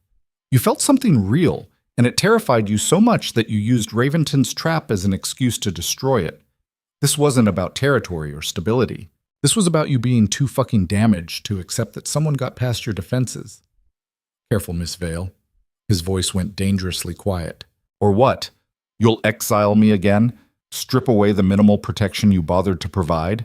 I've already lost everything that mattered. You can't threaten me with anything worse than what you've already done. The silence that followed felt like the moment before violence. Kadric crossed the distance between them with controlled fury, stopping close enough that she could see the conflict in his gray eyes. You want honesty? Fine. Yes, I felt something. Yes, it scared me more than anything has in 20 years, because everyone I've ever cared about became a weapon used against me. My father died trusting the wrong person. My mother died because I was too young to protect her. And I swore I'd never be vulnerable like that again. His hands gripped her shoulders. Then you showed up and refused to be intimidated or controlled or anything other than exactly who you are. And for a few months I let myself believe maybe things could be different. But they can't. This world doesn't reward vulnerability. It punishes it brutally. So yes, I chose power because power is the only thing that prevents chaos from destroying everything. Serafina met his gaze without flinching. And what did that choice cost you? What did you gain by sending me away? Peace. Stability. The ability to govern without worrying that someone will use you to destroy me. Liar. You're more isolated now than you've ever been. You prove to everyone that you'll sacrifice anything to maintain control, which means no one will ever trust you with anything real again. The truth of her words hit him visibly. His hands dropped from her shoulders, and she watched him retreat behind those carefully constructed walls. You should leave, before this becomes more complicated than it already is. No. The word came out flat and absolute. I'm not leaving until you admit what you actually did. Not to the crown or Raventon or the territory. To yourself. Admit that you destroyed something real because you were too afraid to fight for it. Kadric's expression went cold in a way that felt genuinely dangerous. Get out! Now, before I have guards remove you forcibly. Fine, run again. It's what you do best. She turned toward the door, fury and grief warring in her chest. She was halfway there when his voice stopped her. I dream about you every night. The confession came out raw and unguarded. I dream that I made a different choice, that I told the crown to fuck themselves and kept you at Ironmoor regardless of consequences. But then I wake up and remember why I can't be that person. Why vulnerability gets people killed and attachment is a luxury I can't afford. Serafina turned back slowly.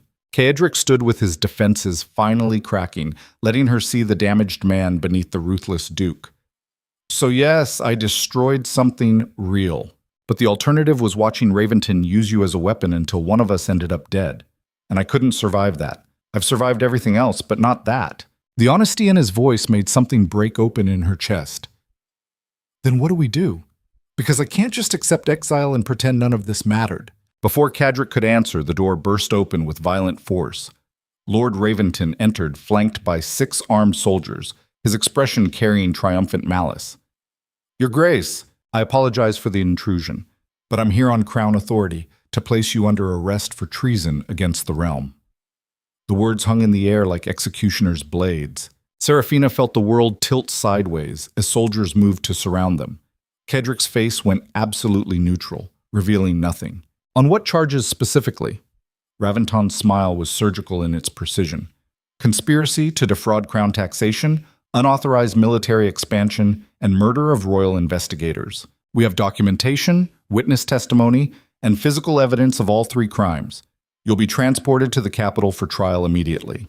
The trap had been far more elaborate than anyone realized. Raventon hadn't just wanted Serafina removed, he'd wanted Kadric completely destroyed, and she'd walked right back into the middle of it. The soldiers moved forward with weapons drawn, and Kadric made no move to resist. His gray eyes found hers across the chamber, and she could see the calculation happening behind them. This was planned from the beginning. Every move, every accusation, building toward this moment. Raventon approached with documents in hand. The evidence is quite thorough, Your Grace. Your former steward Marcus Thorne provided particularly detailed testimony about illegal activities conducted under your direct orders. Apparently, exile gave him substantial motivation to cooperate with Crown investigators. The betrayal was multi-layered and devastating. Marcus, The man Serafina had defended had sold them both to save himself. But something felt wrong about the timing. Serafina's mind worked through the sequence of events with growing horror. Marcus had been exiled weeks ago, which meant he'd been talking to investigators while she was still at Ironmoor, which meant the Crown audit hadn't been about governance concerns at all. It had been cover for building a criminal case, and Kaedric sending her away hadn't protected her. It had removed the one witness who might have complicated Raventon's narrative. She met the Duke's eyes and saw the same realization reflected back. They'd both been played from the beginning. Raventon gestured to the soldiers. "Restrain him. We leave within the hour." As soldiers moved forward with chains, Kaedric finally spoke. "Lord Raventon, before you proceed with this arrest, you might want to consider what happens when the Crown discovers you've fabricated evidence to remove a sitting duke." Raventon's smile didn't waver. "I fabricated nothing. Every document, every testimony, every piece of evidence is legitimate. You've been breaking Crown law for years, and now there's finally sufficient proof to hold you accountable. Legitimate evidence gathered through illegal surveillance and coerced testimony. The Crown takes a dim view of nobles who manufacture treason charges to seize territory. You're welcome to make that argument at trial. I'm certain the magistrates will be fascinated by your legal theories while they're reviewing documentation of your crimes." The soldiers secured chains around Kaedric's wrists with practiced efficiency. Serafina felt panic building in her chest as she watched them prepare to remove him from the fortress he'd governed for 20 years. Wait, what about me? What happens to witnesses who were present during his supposed crimes? Raventon turned toward her with calculating attention. "Miss Vale, how convenient that you've returned to Ironmoor just as the arrest occurs. Some might find that timing suspicious." His implication was clear. She could be charged as an accomplice, unless she cooperated. The choice crystallized with terrible clarity. Protect herself by confirming whatever narrative Raventon wanted, or defend Kaedric and face charges that would destroy her completely. Serafina looked at the Duke, reading everything in his expression. The resignation, the anger, the understanding that he was watching everything he'd built collapse because he'd been outmaneuvered by someone who'd planned this for far longer than anyone realized. She made her decision. "Lord Raventon, if you're charging the Duke with crimes against the Crown, you should probably also arrest me. I was present during council meetings where these decisions were made. I participated in governance that you're claiming was illegal. If he's guilty, then so am I." "No." Kaedric's voice carried absolute authority despite the chains. Miss Vale had no involvement in territorial administration beyond advisory capacity. She holds no legal responsibility for governance decisions. "Actually, Your Grace, I hold quite a bit of responsibility. I advised on taxation policy. I supported military deployments. I witnessed everything Lord Raventon is using as evidence." She turned back to Raventon. "So if you want testimony, I'm happy to provide it, but it won't be the testimony you're hoping for." Raventon's expression shifted between irritation and calculation.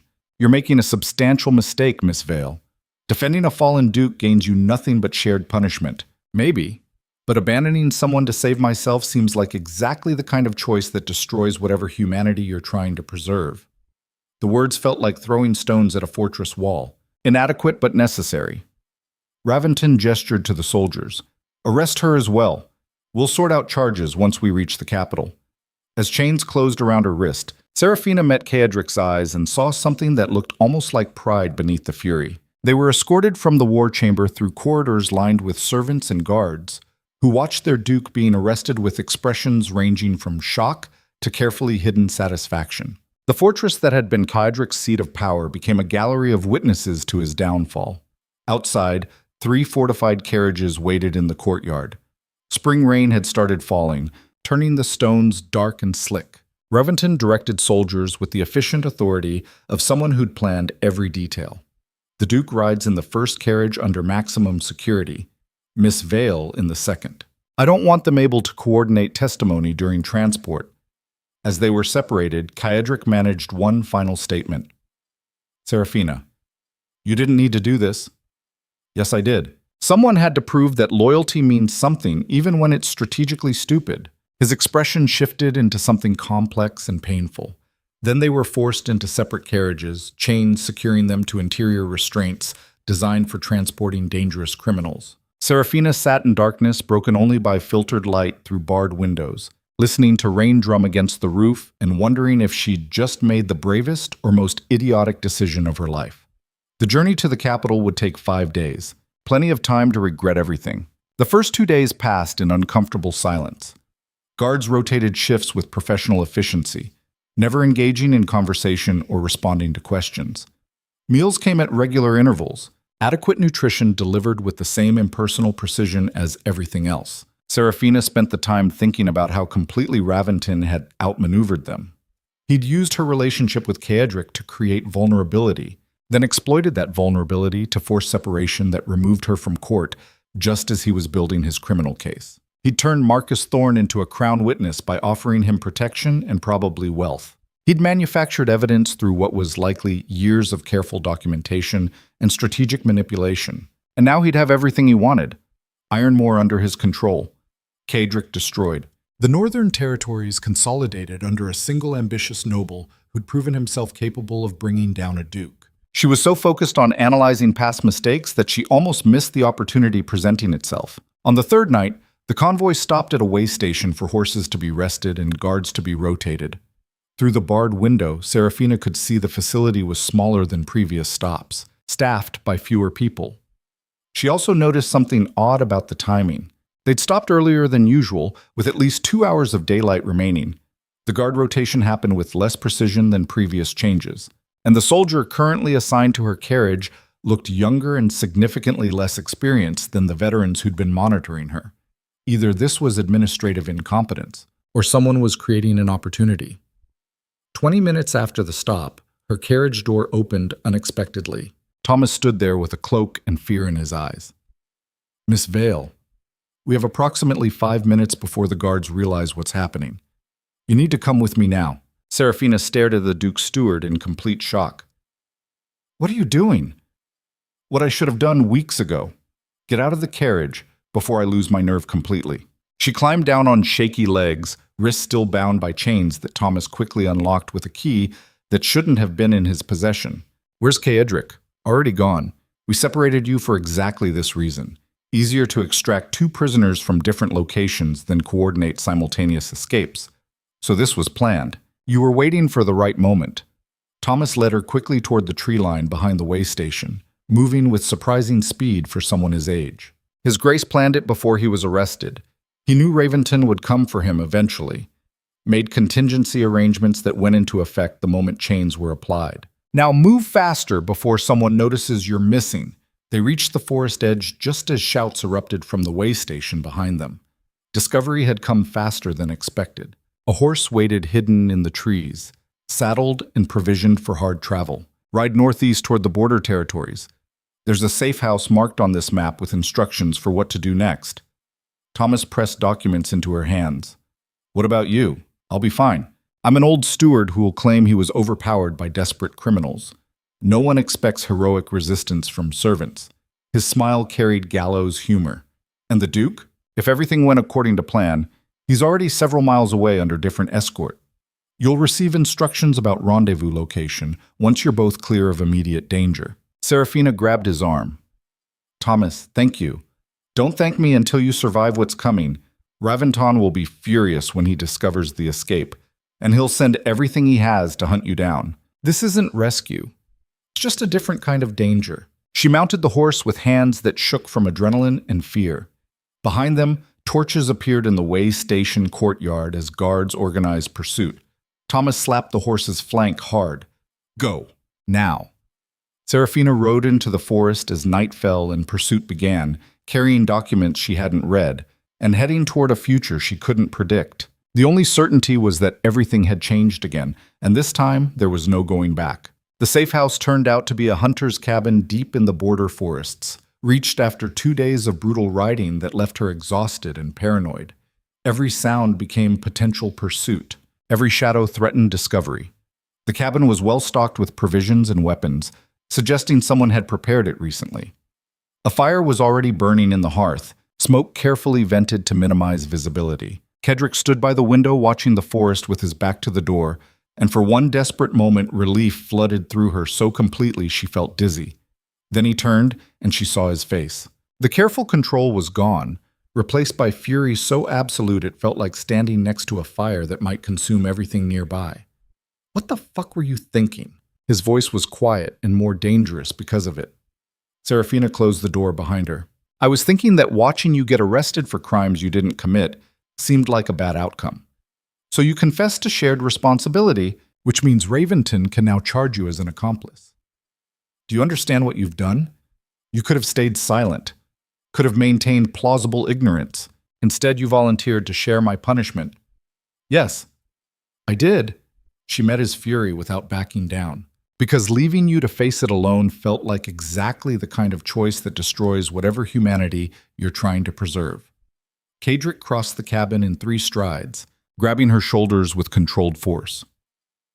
Humanity doesn't survive in situations like this. Strategy does. Ruthlessness does. Making the hard choices that keep you alive does. Everything else is sentiment that gets people killed. Then maybe I'm tired of surviving at the expense of everything that makes survival worthwhile. Her voice rose to match his intensity. You sent me away to protect me, and all it did was make me a more convenient target for Raventon's trap. You've spent 20 years building walls to protect yourself from vulnerability. And where did it get you? Betrayed by your own steward. Arrested by nobles you thought you controlled. Forced to escape like a criminal through forests you used to govern. The truth of her words hit him visibly. His hands dropped from her shoulders, and she watched him struggle with anger that had nowhere productive to go. Marcus betrayed us. The Crown believes Raventon's evidence.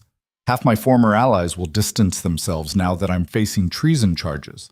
Everything I built over 2 decades collapsed in a single night because someone planned better than I did. The admission came out raw and defeated. Serafina moved closer, eliminating the distance between them. So we figure out how to survive it. Together this time, instead of you trying to protect me by keeping me separate, there is no together anymore. We're fugitives running from Crown justice.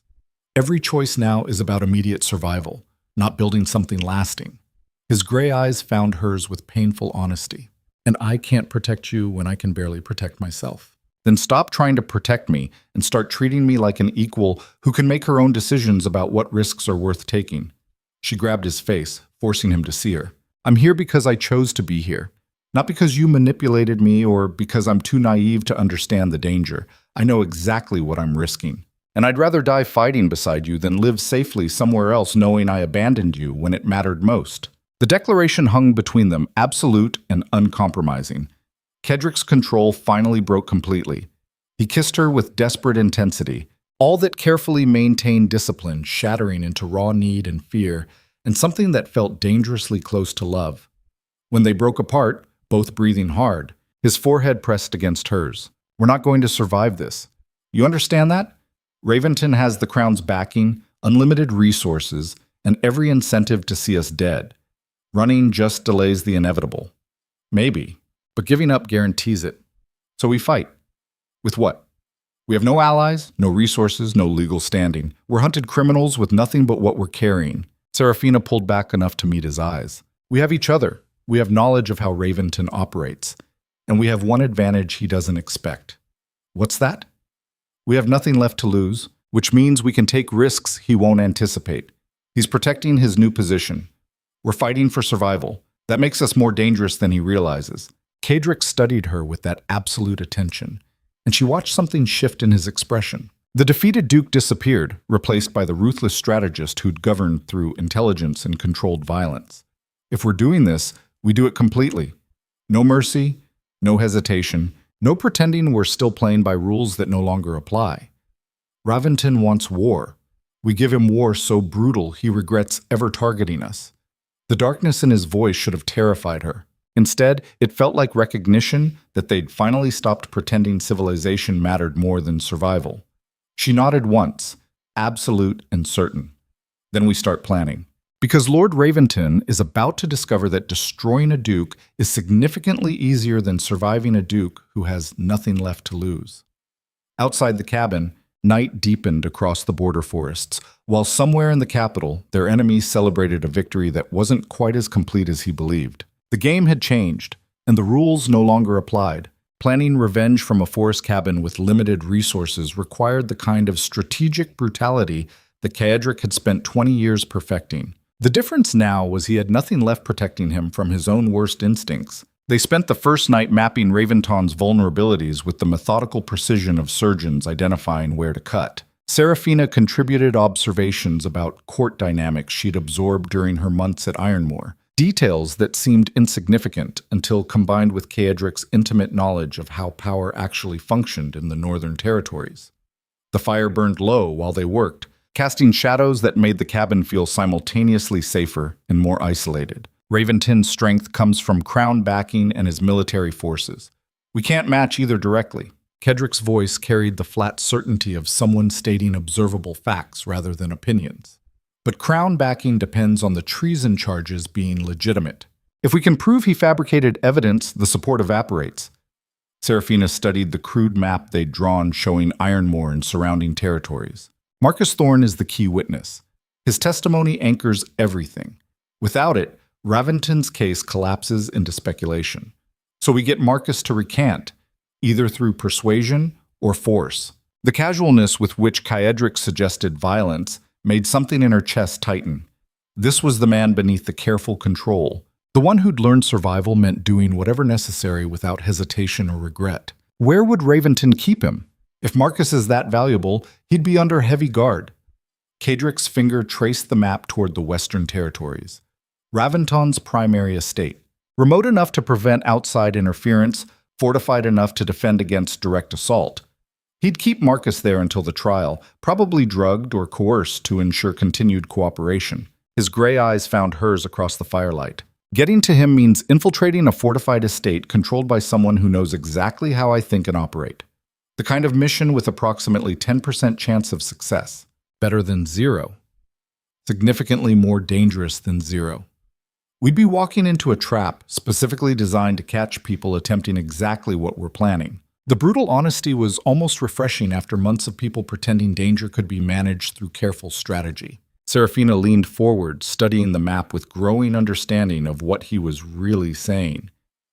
You don't think we can win this? You're planning one final move that either succeeds completely or gets us both killed.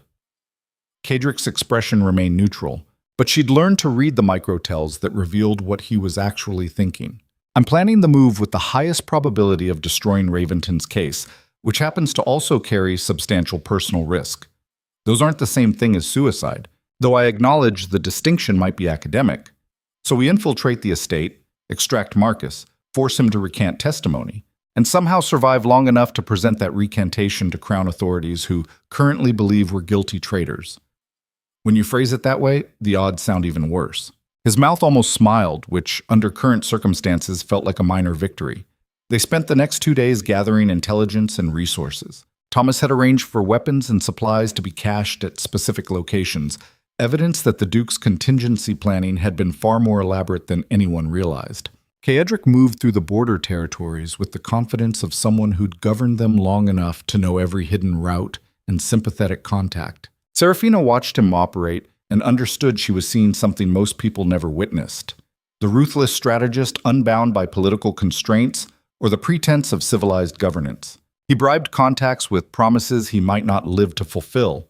He threatened informants with consequences that would only matter if they survived. He moved through the shadows like something hunting rather than hiding. This was what he'd been before power forced him into ceremonial roles and political theater. A predator who understood survival better than morality. On the third night, they reached the staging point 5 miles from Raventon's estate, the abandoned mill that provided shelter and proximity without obvious visibility. Kaedric laid out the assault plan with clinical precision. The estate has 3 entry points worth considering. Main gate is fortified and constantly guarded. Eastern service entrance sees regular traffic but is monitored. Northern wall has a drainage culvert that's technically accessible but was specifically reinforced after I used it during the territorial consolidation wars 15 years ago. So Raventon knows about it. He knows I know about it, which means he's prepared for infiltration attempts through that route. But preparation assumes standard tactics. We're not using standard tactics. What are we using? Kaedric's expression went cold in a way that reminded her exactly how dangerous he could be. Direct assault through the main gate at midnight. Maximum aggression, minimum subtlety. We kill everyone between us and Marcus, extract him, and leave before reinforcements can organize effective response. The brutality of it made her stomach drop. That's not infiltration. That's a massacre. It's survival.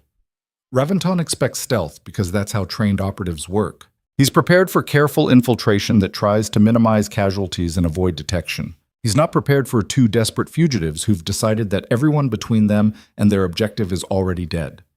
His voice carried no emotion, just flat statement of tactical reality. Serafina studied his face in the dim light and saw something that looked almost like grief beneath the ruthless calculation. This was what betrayal and desperation had forged him into. Not the controlled duke who governed through measured intimidation, but something rawer and infinitely more dangerous. A man with nothing left to lose was terrifying because he'd already accepted the worst possible outcome and decided to burn everything on his way down. How many people are we talking about? How many guards between us and Marcus? Kadrick's jaw tightened. Approximately 30 soldiers between the main gate and the estate interior where they'd keep valuable prisoners. Maybe another 15 scattered throughout the building. We'd be outnumbered roughly 20-1. Those are terrible odds. They're the only odds we have. Raventon consolidated power by being more ruthless than his opposition. We beat him by being more ruthless than he can imagine. And if we die, then we die fighting instead of running. There are worse ways to end. The acceptance in his voice was absolute, and she realized he'd made peace with mortality weeks ago, when the first chains closed around his wrists. Everything since then had been strategic delay while he positioned pieces for one final move. Serafina reached across the space between them and grabbed his hand. We're not dying. We're going to infiltrate that estate, get Marcus, and destroy Raventon's case so completely that the Crown has no choice but to acknowledge the charges were fabricated. Her voice carried more confidence than she felt, but saying it aloud made the impossible seem fractionally more achievable. Kedrick's fingers tightened around hers. If this goes wrong, I need you to run. Don't try to save me. Don't attempt heroic rescue. Just get to the southern border and disappear into a life that doesn't involve northern politics or failed dukes. No. The word came out flat and absolute. I'm not running anymore. I've spent too much of my life being powerless and dependent on other people's protection. Whatever happens tomorrow, we face it together. The stubbornness in her voice made something in his expression shift between frustration and reluctant admiration. You're going to get yourself killed, probably, but at least I'll die making my own choices instead of letting fear decide for me. Kadrick pulled her closer, his forehead pressing against hers in the darkness. I don't know how to keep you safe and still respect your agency. Then stop trying to keep me safe and start trusting me to fight beside you. They sat together in silence while outside the abandoned mill. Night deepened, and somewhere 5 miles east, their enemies slept unaware that the people he destroyed were preparing to destroy him back. Midnight arrived with cloud cover that turned darkness absolute. Kedrick moved through the forest with lethal efficiency, Serafina following his lead and trying to quiet the fear making her heart slam against her ribs. They'd armed themselves with weapons from Thomas's cache, blades designed for close combat, a crossbow with limited ammunition, and enough controlled fury to compensate for their numerical disadvantage. The estate appeared through the trees like something from a nightmare, all stone walls and guarded towers illuminated by torches that cast dancing shadows across the courtyard. Reventon had built his power base to withstand siege, which meant direct assault should have been suicide. Should have been. Kadrick crouched behind a ridge overlooking the main approach, studying guard rotations with absolute focus. Serafina watched him calculate angles and timing with the precision of someone who'd spent decades understanding how violence actually worked. When he finally spoke, his voice was barely audible. The gate opens every 20 minutes for patrol rotation. We have approximately 40 seconds between the gate opening and guards recognizing we're not authorized entry. That's our window. 40 seconds to cross 50 yards of open ground under torchlight. That's impossible. Only if we're trying to remain undetected. We're not. We're trying to reach the gate before they can close it. Everything after that is close quarters combat, where numerical advantage matters less than willingness to kill without hesitation. The clinical way he described mass violence should have been horrifying. Instead, it felt like finally understanding the language he'd been speaking all along. Survival at the absolute edge where morality became irrelevant and only brutality mattered. The next patrol rotation began right on schedule. The main gate opened to admit soldiers returning from perimeter checks, and Kadrick moved. He crossed the open ground with terrifying speed, Serafina following half a step behind with her heart trying to burst through her chest. The guards noticed movement at 30 yards, but recognition took precious seconds that Kadrick used to close the distance. The first soldier died before he could shout warning, Kadrick's blade opening his throat with surgical precision. The second managed half a scream before steel found his heart. By the time the alarm actually sounded, they were already through the gate and into the chaos of the courtyard where close-quarters combat eliminated the defenders' numerical advantage. What followed was brutal and methodical. Kadrick fought like something built from violence, every movement economical and absolutely lethal. He killed without hesitation or mercy, cutting through guards with the same focused intensity he brought to everything else. This was the man beneath the political theater, the predator who'd learned survival meant being more dangerous than anything hunting you. Serafina fought beside him with desperate efficiency, her blade finding gaps in armor while adrenaline overrode the terror trying to paralyze her. She'd never killed anyone before tonight. But the first death came with surprising ease when the alternative was watching Kadrick overwhelmed by guards converging from multiple directions. Turns out survival instinct was stronger than moral conditioning. Turns out you could do terrible things when someone you loved was seconds from being cut down. They carved a path through the courtyard toward the main building, while behind them bodies accumulated and blood turned stone slick and treacherous. The violence was overwhelming and intimate, close enough to feel breath and see eyes widen in final recognition that they'd underestimated exactly how dangerous desperate people could be. The estate interior was narrower, which worked in their favor. Fewer attackers could engage simultaneously, which meant Kadrick's superior skill mattered more than raw numbers. But even superior skill had limits, and she could see him slowing as minor wounds accumulated. A blade opened his left shoulder. Another caught his thigh. He kept fighting with mechanical precision, but the blood loss was beginning to show. They reached the prisoner level after what felt like hours, but was probably closer to 15 minutes of sustained combat. The guards here were more prepared, having had time to organize defense, rather than respond to sudden invasion. The fight was vicious and desperate. Serafina took a blade across her ribs that sent white pain through her entire body, but didn't stop her momentum. Kadrick killed 3 soldiers in rapid succession, but took another wound across his back that made him stumble. They were going to die here in this hallway, fighting toward a prisoner who might not even be where they expected. Then the door at the end of the corridor burst open, and Marcus Thorne appeared with a guard's blade in his hands and absolute terror in his eyes. "What the fuck are you doing here?" His voice carried shock that bordered on panic.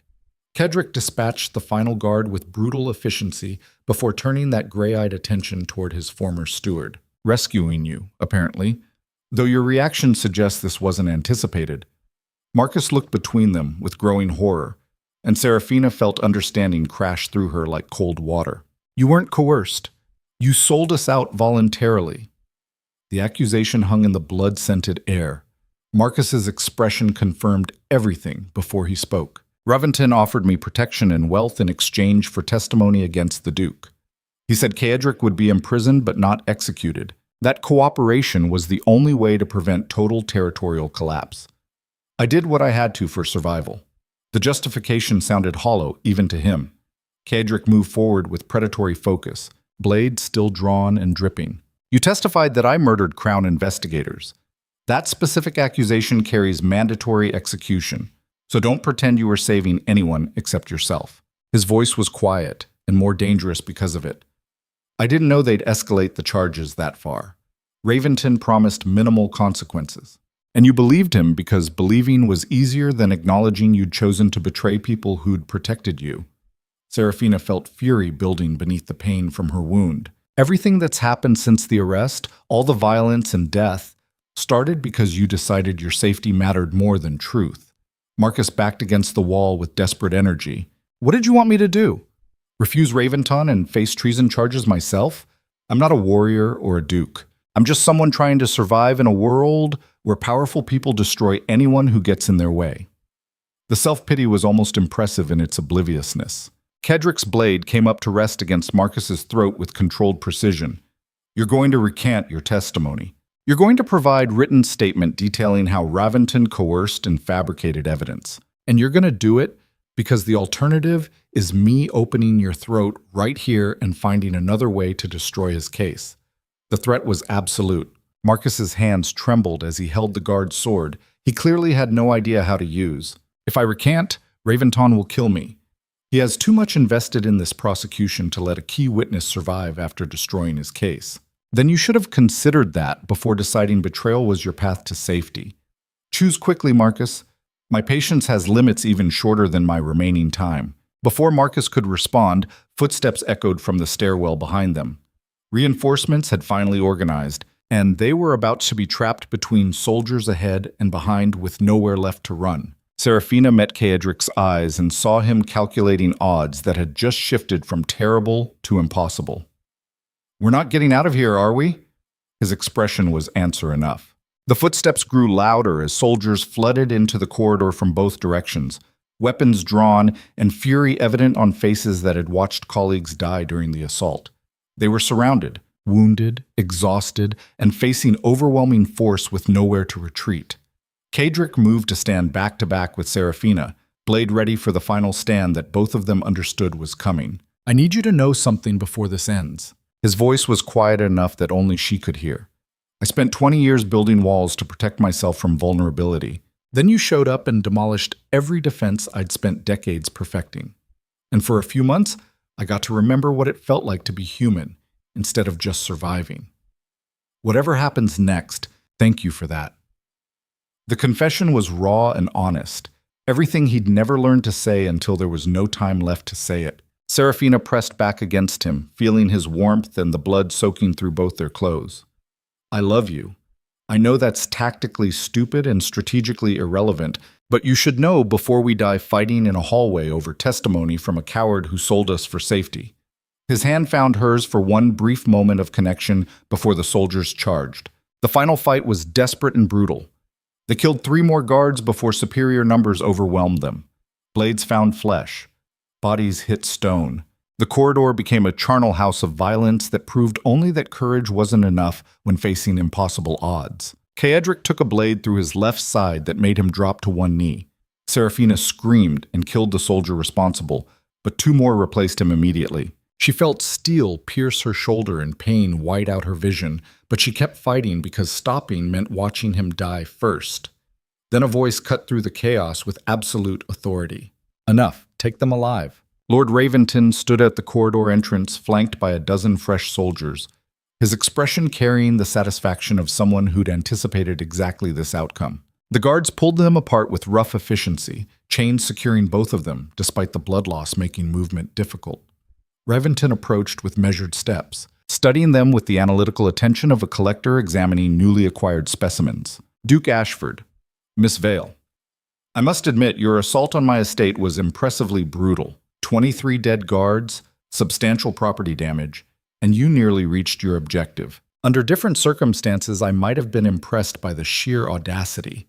His smile was surgical in its precision. "Unfortunately for you, I've been expecting this exact move since the moment you escaped Crown custody. Every step of your plan was predictable, because I know how you think, Kaedric.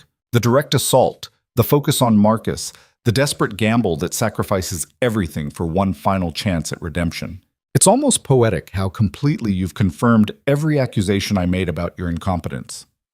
Kaedric's gray eyes remained fixed on Raventon, despite the pain making breathing difficult. "Enjoy your victory while it lasts. You've won the battle but created a problem that will haunt you." Raventon's expression shifted to curiosity. "And what problem is that? You made me desperate. You took everything I spent 20 years building and destroyed it so completely that I have nothing left constraining my actions. Which means I will spend whatever time remains finding ways to hurt you. Not strategically, not politically. Just hurt you in ways that make you regret ever targeting someone who's already accepted death as inevitable outcome." The promise carried weight precisely because it was delivered with flat certainty rather than emotional fury. For the first time, something like doubt flickered in Raventon's expression. Then he recovered, rebuilding his composure. A dramatic threat from a man bleeding out in chains. "You'll be executed within the week once Crown magistrates review the evidence. Your personal vendetta ends long before it becomes problematic." He gestured to the guards. "Transport them to the capital under maximum security, and someone get Marcus Thorne.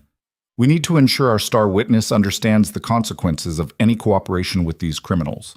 As they were dragged from the corridor, Serafina caught one final glimpse of Marcus's face. He looked shattered and terrified, understanding too late that betrayal came with costs that wealth and safety couldn't offset. The courtyard was littered with bodies, evidence of the violence they'd unleashed. Dawn was beginning to break over the eastern territories, painting everything in shades of red and gold that made the carnage look almost beautiful. Serafina felt consciousness slipping as blood loss caught up with adrenaline's fade. The last thing she saw before darkness took her was Kadrick's face, still defiant despite defeat, still fighting even as chains and wounds made resistance futile. They'd gambled everything on one desperate move and lost. But somehow the loss felt less like ending and more like the moment before something vast and terrible truly began. Consciousness returned in fragments, each one bringing fresh awareness of pain that mapped every wound across her body. Serafina opened her eyes to stone walls and iron bars, a cell that smelled of old blood and newer despair. Chains secured her wrists to the wall with just enough slack to sit but not stand, a deliberate cruelty that made captivity feel more complete. She wasn't alone. Kedrick occupied the cell across from hers, secured with heavier chains that suggested their captors understood exactly how dangerous he remained despite the wounds. His face was bruised and swollen, one eye nearly closed, but those gray eyes tracked her with the same absolute focus. "You're awake." "Good." I was beginning to worry the shoulder wound had done more damage than visible. His voice was rough but steady, suggesting he'd been conscious longer. "How long have we been here?" 2 days. They brought a physician to ensure we survived long enough for public execution. Raventon wants maximum spectacle when he kills us. The casual way he discussed their impending deaths made something in her chest tighten. Serafina tested her chains with hands that shook from blood loss and exhaustion. The iron was solid, professionally installed by people who understood restraint. No obvious weaknesses. No convenient flaws that would allow dramatic escape. They'd fought their way through impossible odds and lost. Now they were going to die in cells designed specifically to prevent the kind of desperate gambles that had defined their last weeks of freedom. The silence stretched between them, heavy with everything they'd survived and everything they were about to lose. This was the end they'd both known was coming, arriving with the brutal inevitability of winter following autumn. Kadrick shifted in his chains, and she could see him calculating angles that no longer mattered. "I'm sorry." The words came out quiet and completely unexpected. "For what?" "For every choice that led here. For restoring your house and putting you in Raventon's sight. For letting myself care about you despite knowing it would make you a target. For being too damaged to protect you from consequences I should have anticipated." His voice carried weight that went beyond tactical assessment into something rawer and more human. Serafina met his gaze across the space separating their cells.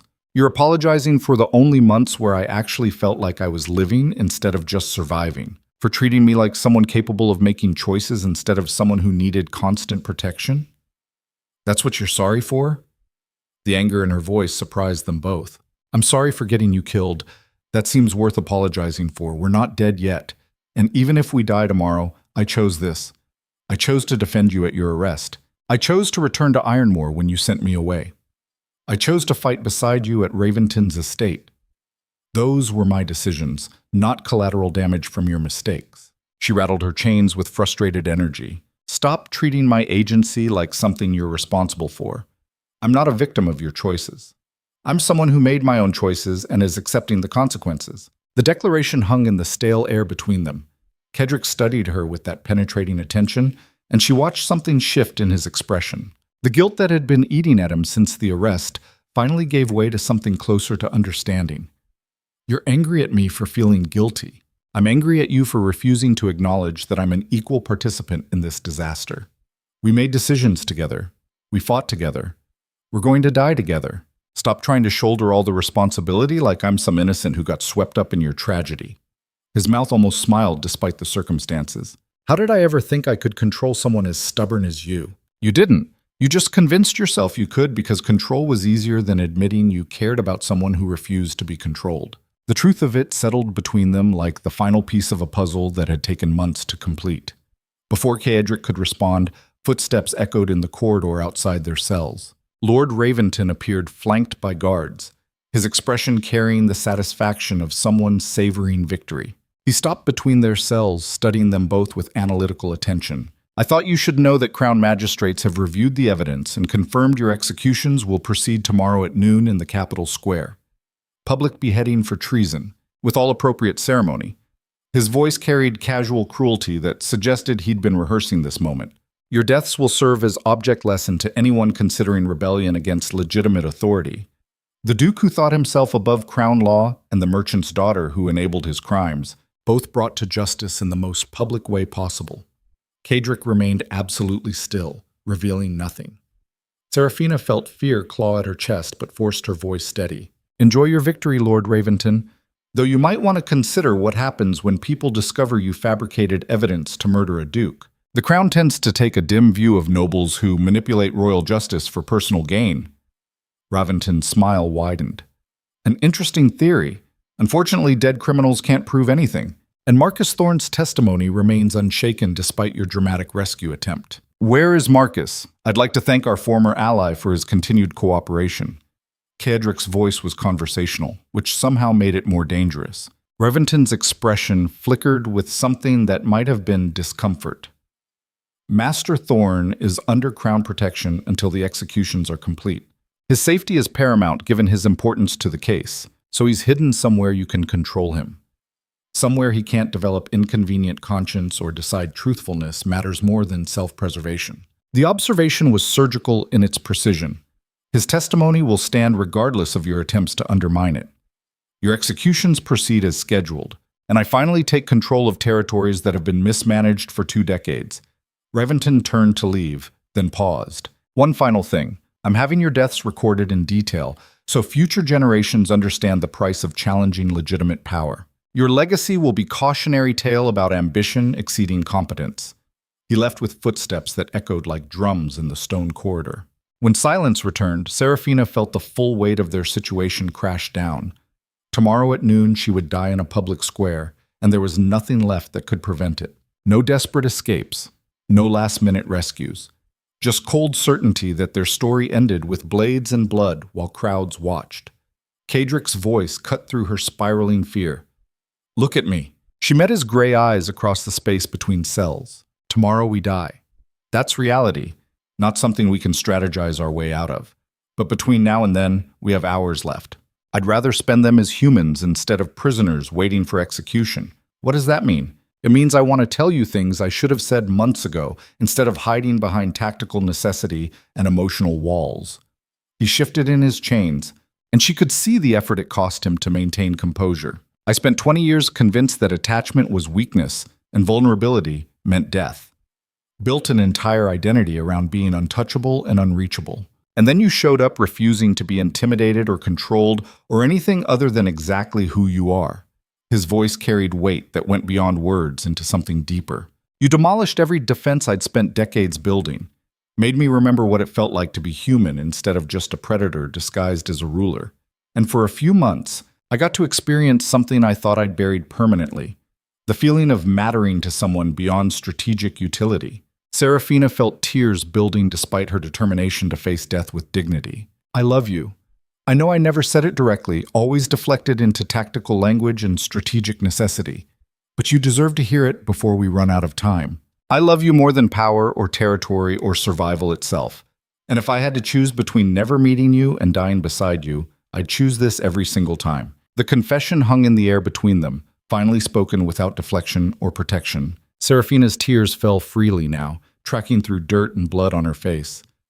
I love you too. And I don't regret any of it. Not the danger or the pain or dying tomorrow. Because loving you taught me that being fully alive sometimes means accepting risks that terrify you. They sat in their separate cells, chained and bleeding and facing execution, but somehow more connected than they'd been in the fortress when walls and strategy kept them cautiously distant. This was what remained when everything else was stripped away. Just 2 people who'd found each other in the worst circumstances and chosen connection over safety. The hours passed with them talking through the darkness, sharing stories and confessions that would die with them tomorrow. Cadric told her about his mother's final months, the helpless rage of watching someone die slowly while being too young to prevent it. Seraphina described her father's bankruptcy, the crushing weight of watching an honorable man destroyed by trying to do the right thing. They traded wounds and memories until dawn light filtered through the high cell windows, marking their final morning. Guards came with breakfast neither of them could eat, food that tasted like ash and future tense. Then noon approached with the terrible inevitability of seasons changing. The guards arrived to transport them with professional efficiency, unlocking chains and securing them with ropes that allowed walking but prevented resistance. They were led through stone corridors that eventually opened to daylight, painful after days in darkness. The Capitol Square was massive and filled with crowds that had gathered to watch nobles die. The execution platform stood at the center, black wood and iron restraints gleaming in midday sun. 2 blocks waited side by side, positioning them to see each other in final moments. Lord Raventon stood on a viewing platform with crown officials, his expression carrying satisfaction that bordered on ecstasy. This was his ultimate victory. The Duke who'd threatened his ambitions dying publicly while he claimed control. They were led onto the platform while a magistrate read charges in a voice designed to carry across the assembled crowd. Treason, murder, corruption. The list was extensive and largely fabricated, but the crowd didn't care about truth. They wanted spectacle. Serafina's hands were secured to the restraints while the executioner took position, his blade already blood-stained from morning's earlier work. She could see Cadric being positioned beside her, close enough to touch if their hands were free. The magistrate finished reading charges and asked if they had final statements. Cadric spoke first, his voice carrying across the square with absolute authority despite the circumstances. I governed the Northern Territories for 20 years, kept them stable when other regions descended into chaos, made hard choices that prevented bloodshed even when those choices cost me personally. And yes, I made enemies because effective governance always does. His gray eyes found Raventon across the square. But I never fabricated evidence to destroy innocent people, never manufactured treason charges to seize power. Whatever crimes I'm guilty of, they're honest mistakes made while trying to protect people who depended on me. That's more than my accuser can claim. The crowd murmured at the accusation. But guards moved forward to silence further speech. Serafina felt her turn approaching with desperate finality. I have nothing to confess except that I loved someone powerful people considered dangerous, and I'd make that same choice tomorrow if given the opportunity. Love shouldn't be weakness. Choosing connection over safety shouldn't be crime. Her voice broke slightly on the final words. The executioner moved into position, raising his blade with practiced efficiency. This was the moment they'd been running from, arriving with brutal inevitability. Serafina closed her eyes, trying to find some dignity in facing death, when a voice cut through the square with unexpected authority. Stop the execution. I have evidence that requires immediate Crown review. She opened her eyes to see Marcus Thorne standing at the edge of the platform, holding documents and looking absolutely terrified. The guards hesitated, looking toward the magistrate for guidance. Raventon's face had gone pale, his satisfaction transforming into barely contained fury. Marcus climbed onto the platform with shaking hands, presenting documents to the magistrate with desperate energy. These are the original documents Lord Raventon used to build his treason case. Except these versions don't have the alterations and fabrications he added later. I kept copies because I knew eventually someone would need proof of what actually happened versus what he claimed happened. His voice carried across the silent square. Duke Ashford never murdered Crown investigators, never conspired to defraud taxation. The evidence was manufactured to create charges serious enough to warrant execution. I provided false testimony under coercion and threat, and I can't watch innocent people die for my weakness. The confession hung in the air while the assembled crowd processed what they were hearing. The magistrate examined the documents with growing concern, comparing them to the official case files. His expression shifted from confusion to anger as the discrepancies became obvious. Lord Raventon, these documents appear to contradict substantial portions of the evidence you presented. Can you explain the alterations? Raventon's composure finally cracked. This man is a proven liar attempting to save criminals from legitimate justice. His sudden conscience's transparent attempt to... The magistrate cut him off with raised hand.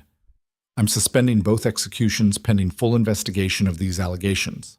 If evidence was fabricated, this entire trial is void. He turned toward the guards. Take Lord Raventon into custody. He'll remain detained until we determine what actually occurred here. The reversal happened with stunning speed. Raventon was surrounded by guards while the crowd erupted into chaos. Serafina felt her restraints being released as the executioner stepped back with visible relief at not having to proceed. Kedrick was freed simultaneously, and they stood on the execution platform watching their enemy arrested while Marcus Thorne waited with documents that had just saved their lives. The magistrate approached them with appropriate gravity. Duke Ashford, Miss Vale, you have my profound apologies for this miscarriage of justice. You'll be released immediately with full restoration of rights and titles. The Crown will conduct thorough investigation to determine appropriate compensation and punishment for all parties involved. His formal tone couldn't quite hide his embarrassment at nearly executing innocent people. They were escorted from the platform through crowds that now looked confused rather than bloodthirsty. The narrative had shifted too quickly for most to process, transforming them from guilty criminals to wronged victims in the span of minutes. In a holding room away from the chaos, Marcus waited with an expression that combined relief and profound shame. Why did you do it? Why save us after selling us out? Seraphina's voice was harder than she'd intended. Marcus met her gaze with difficulty. Because watching you face execution with dignity while Raventon gloated made me understand what I'd actually done. I told myself I was surviving, but really I was just choosing comfort over courage. And I couldn't live with that anymore. He turned toward Kaedric. I know this doesn't repair the damage. Can't give back the months you spent running or the wounds you sustained fighting. But it was the only thing I could do to stop being the coward who destroyed people who'd only tried to help me. Kaedric studied his former steward with that penetrating attention. You risked everything to tell the truth when it would have been safer to stay silent. That takes a different kind of courage than what I've spent my life cultivating. So yes, Marcus, this repairs more than you probably realize. The forgiveness in his voice was unexpected and absolute. Marcus left to coordinate with Crown investigators, while Seraphina and Kaedric stood in the quiet room processing how completely their situation had reversed. We're not dying today. Her voice carried disbelief despite the evidence. Apparently not. Though I'm still trying to adjust to the sudden shift from imminent execution to vindicated innocence. Kaedric moved closer, and she could see exhaustion etched into every line of his face. What happens now? Now we heal. Then we rebuild.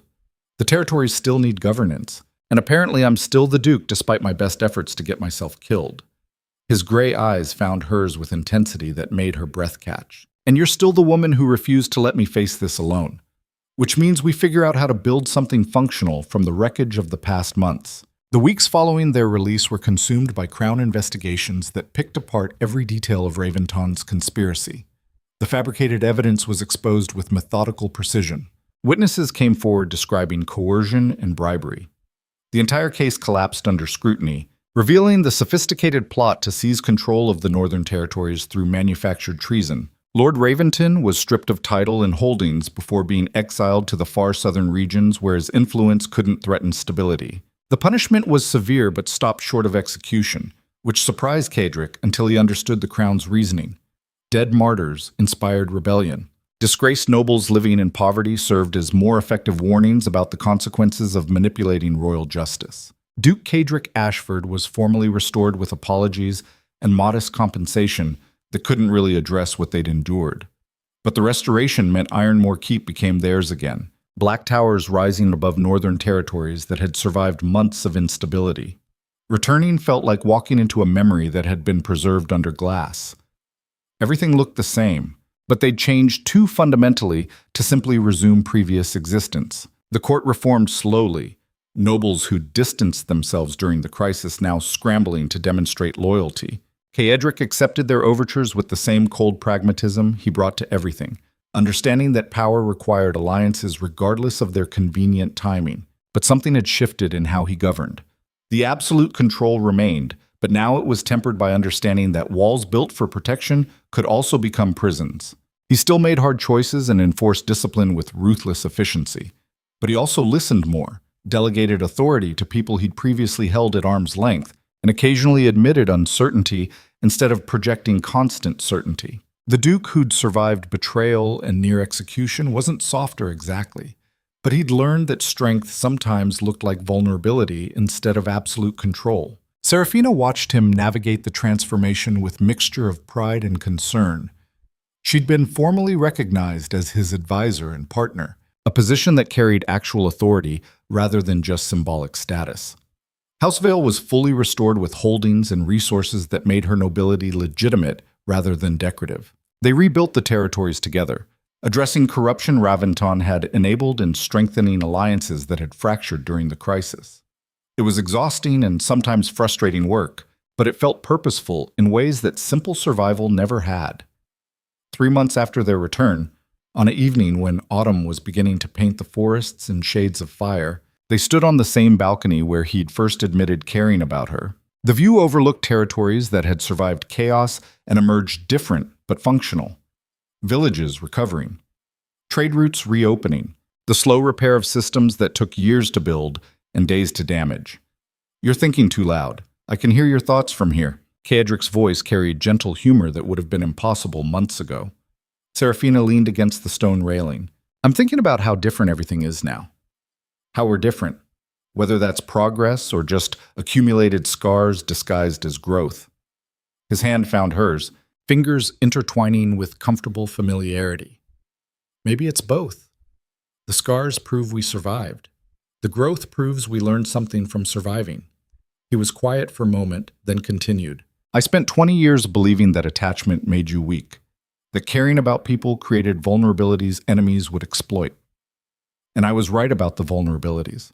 Raventon used our connection exactly as I feared, but I was wrong about the weakness, because the only reason I survived was refusing to give up while you were still fighting.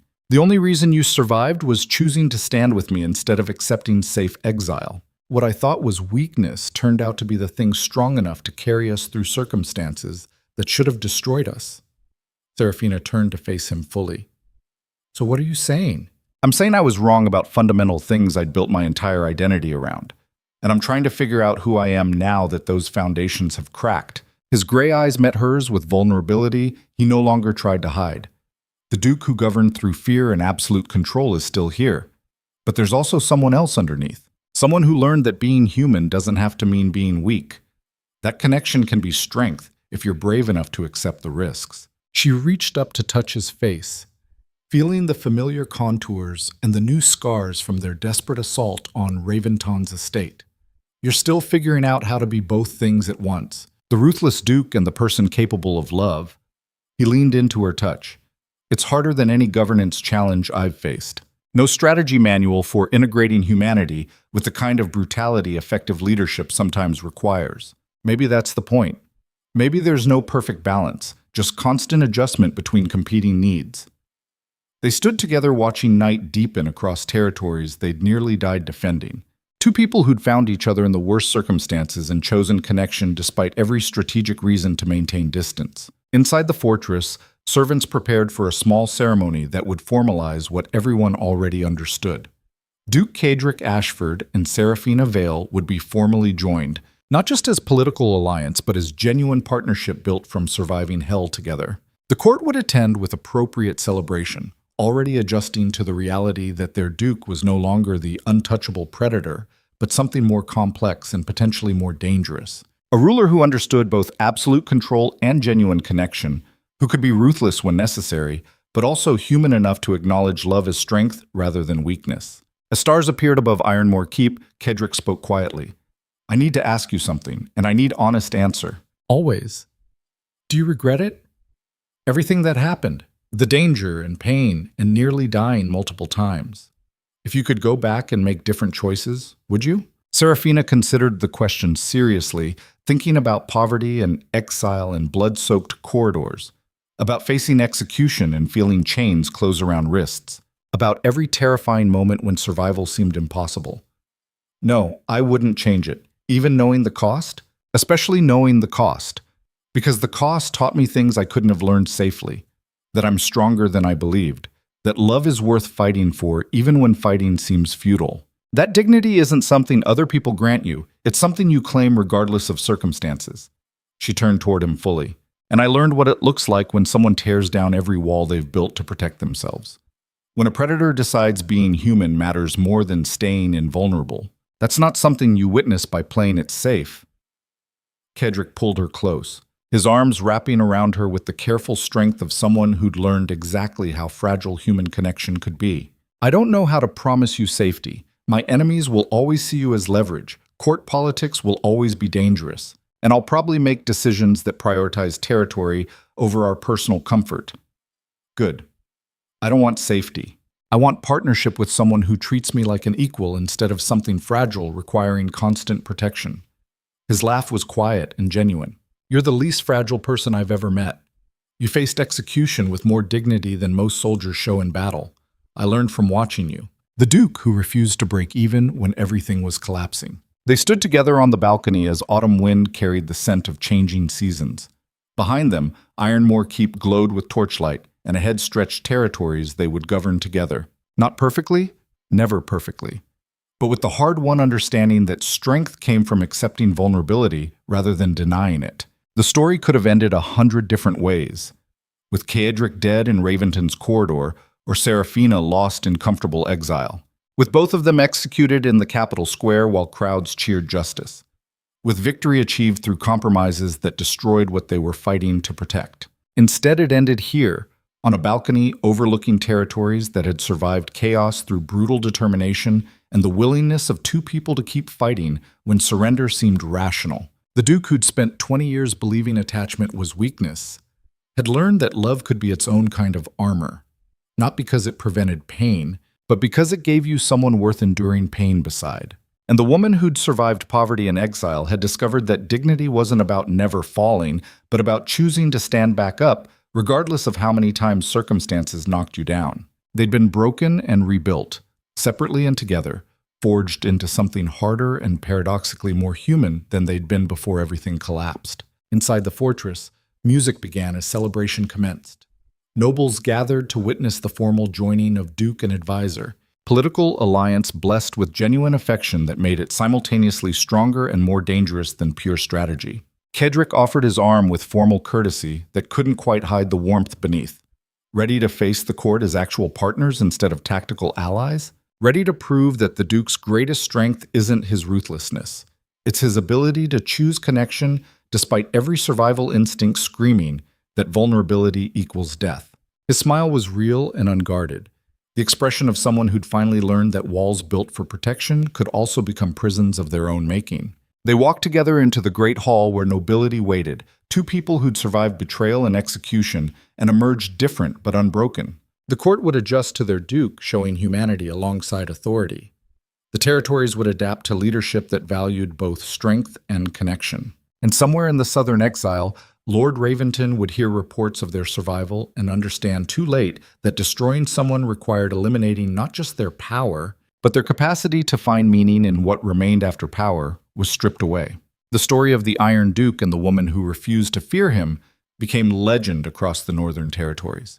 Not because it ended in perfect triumph or tragic destruction, but because it demonstrated that survival sometimes meant accepting costs that terrified you while still choosing to pay them. Years later, when historians documented the period, they would debate whether Duke Caedric Ashford became a better ruler after his near destruction or simply a different one, whether his integration of humanity into ruthless governance represented growth or just adaptation to changed circumstances. But the people who lived in those territories during his governance had simpler assessment. He was the Duke who'd learned that strength could wear unexpected faces, and that the most dangerous leaders were those who understood both brutality and compassion as tools rather than opposing philosophies. And beside him stood the woman who taught him that lesson through refusing to break even when breaking seemed like the only rational response to impossible circumstances. Their story ended not with perfect resolution, but with acceptance that some fractures never fully healed and some questions never received satisfying answers. What mattered was choosing to build something meaningful from the wreckage rather than surrendering to the belief that damage meant defeat. The Northern Territories endured, governed by a Duke who'd stared into the abyss of his own destruction and emerged understanding that falling wasn't failure unless you refused to rise afterward. And that was a lesson worth learning, regardless of the cost.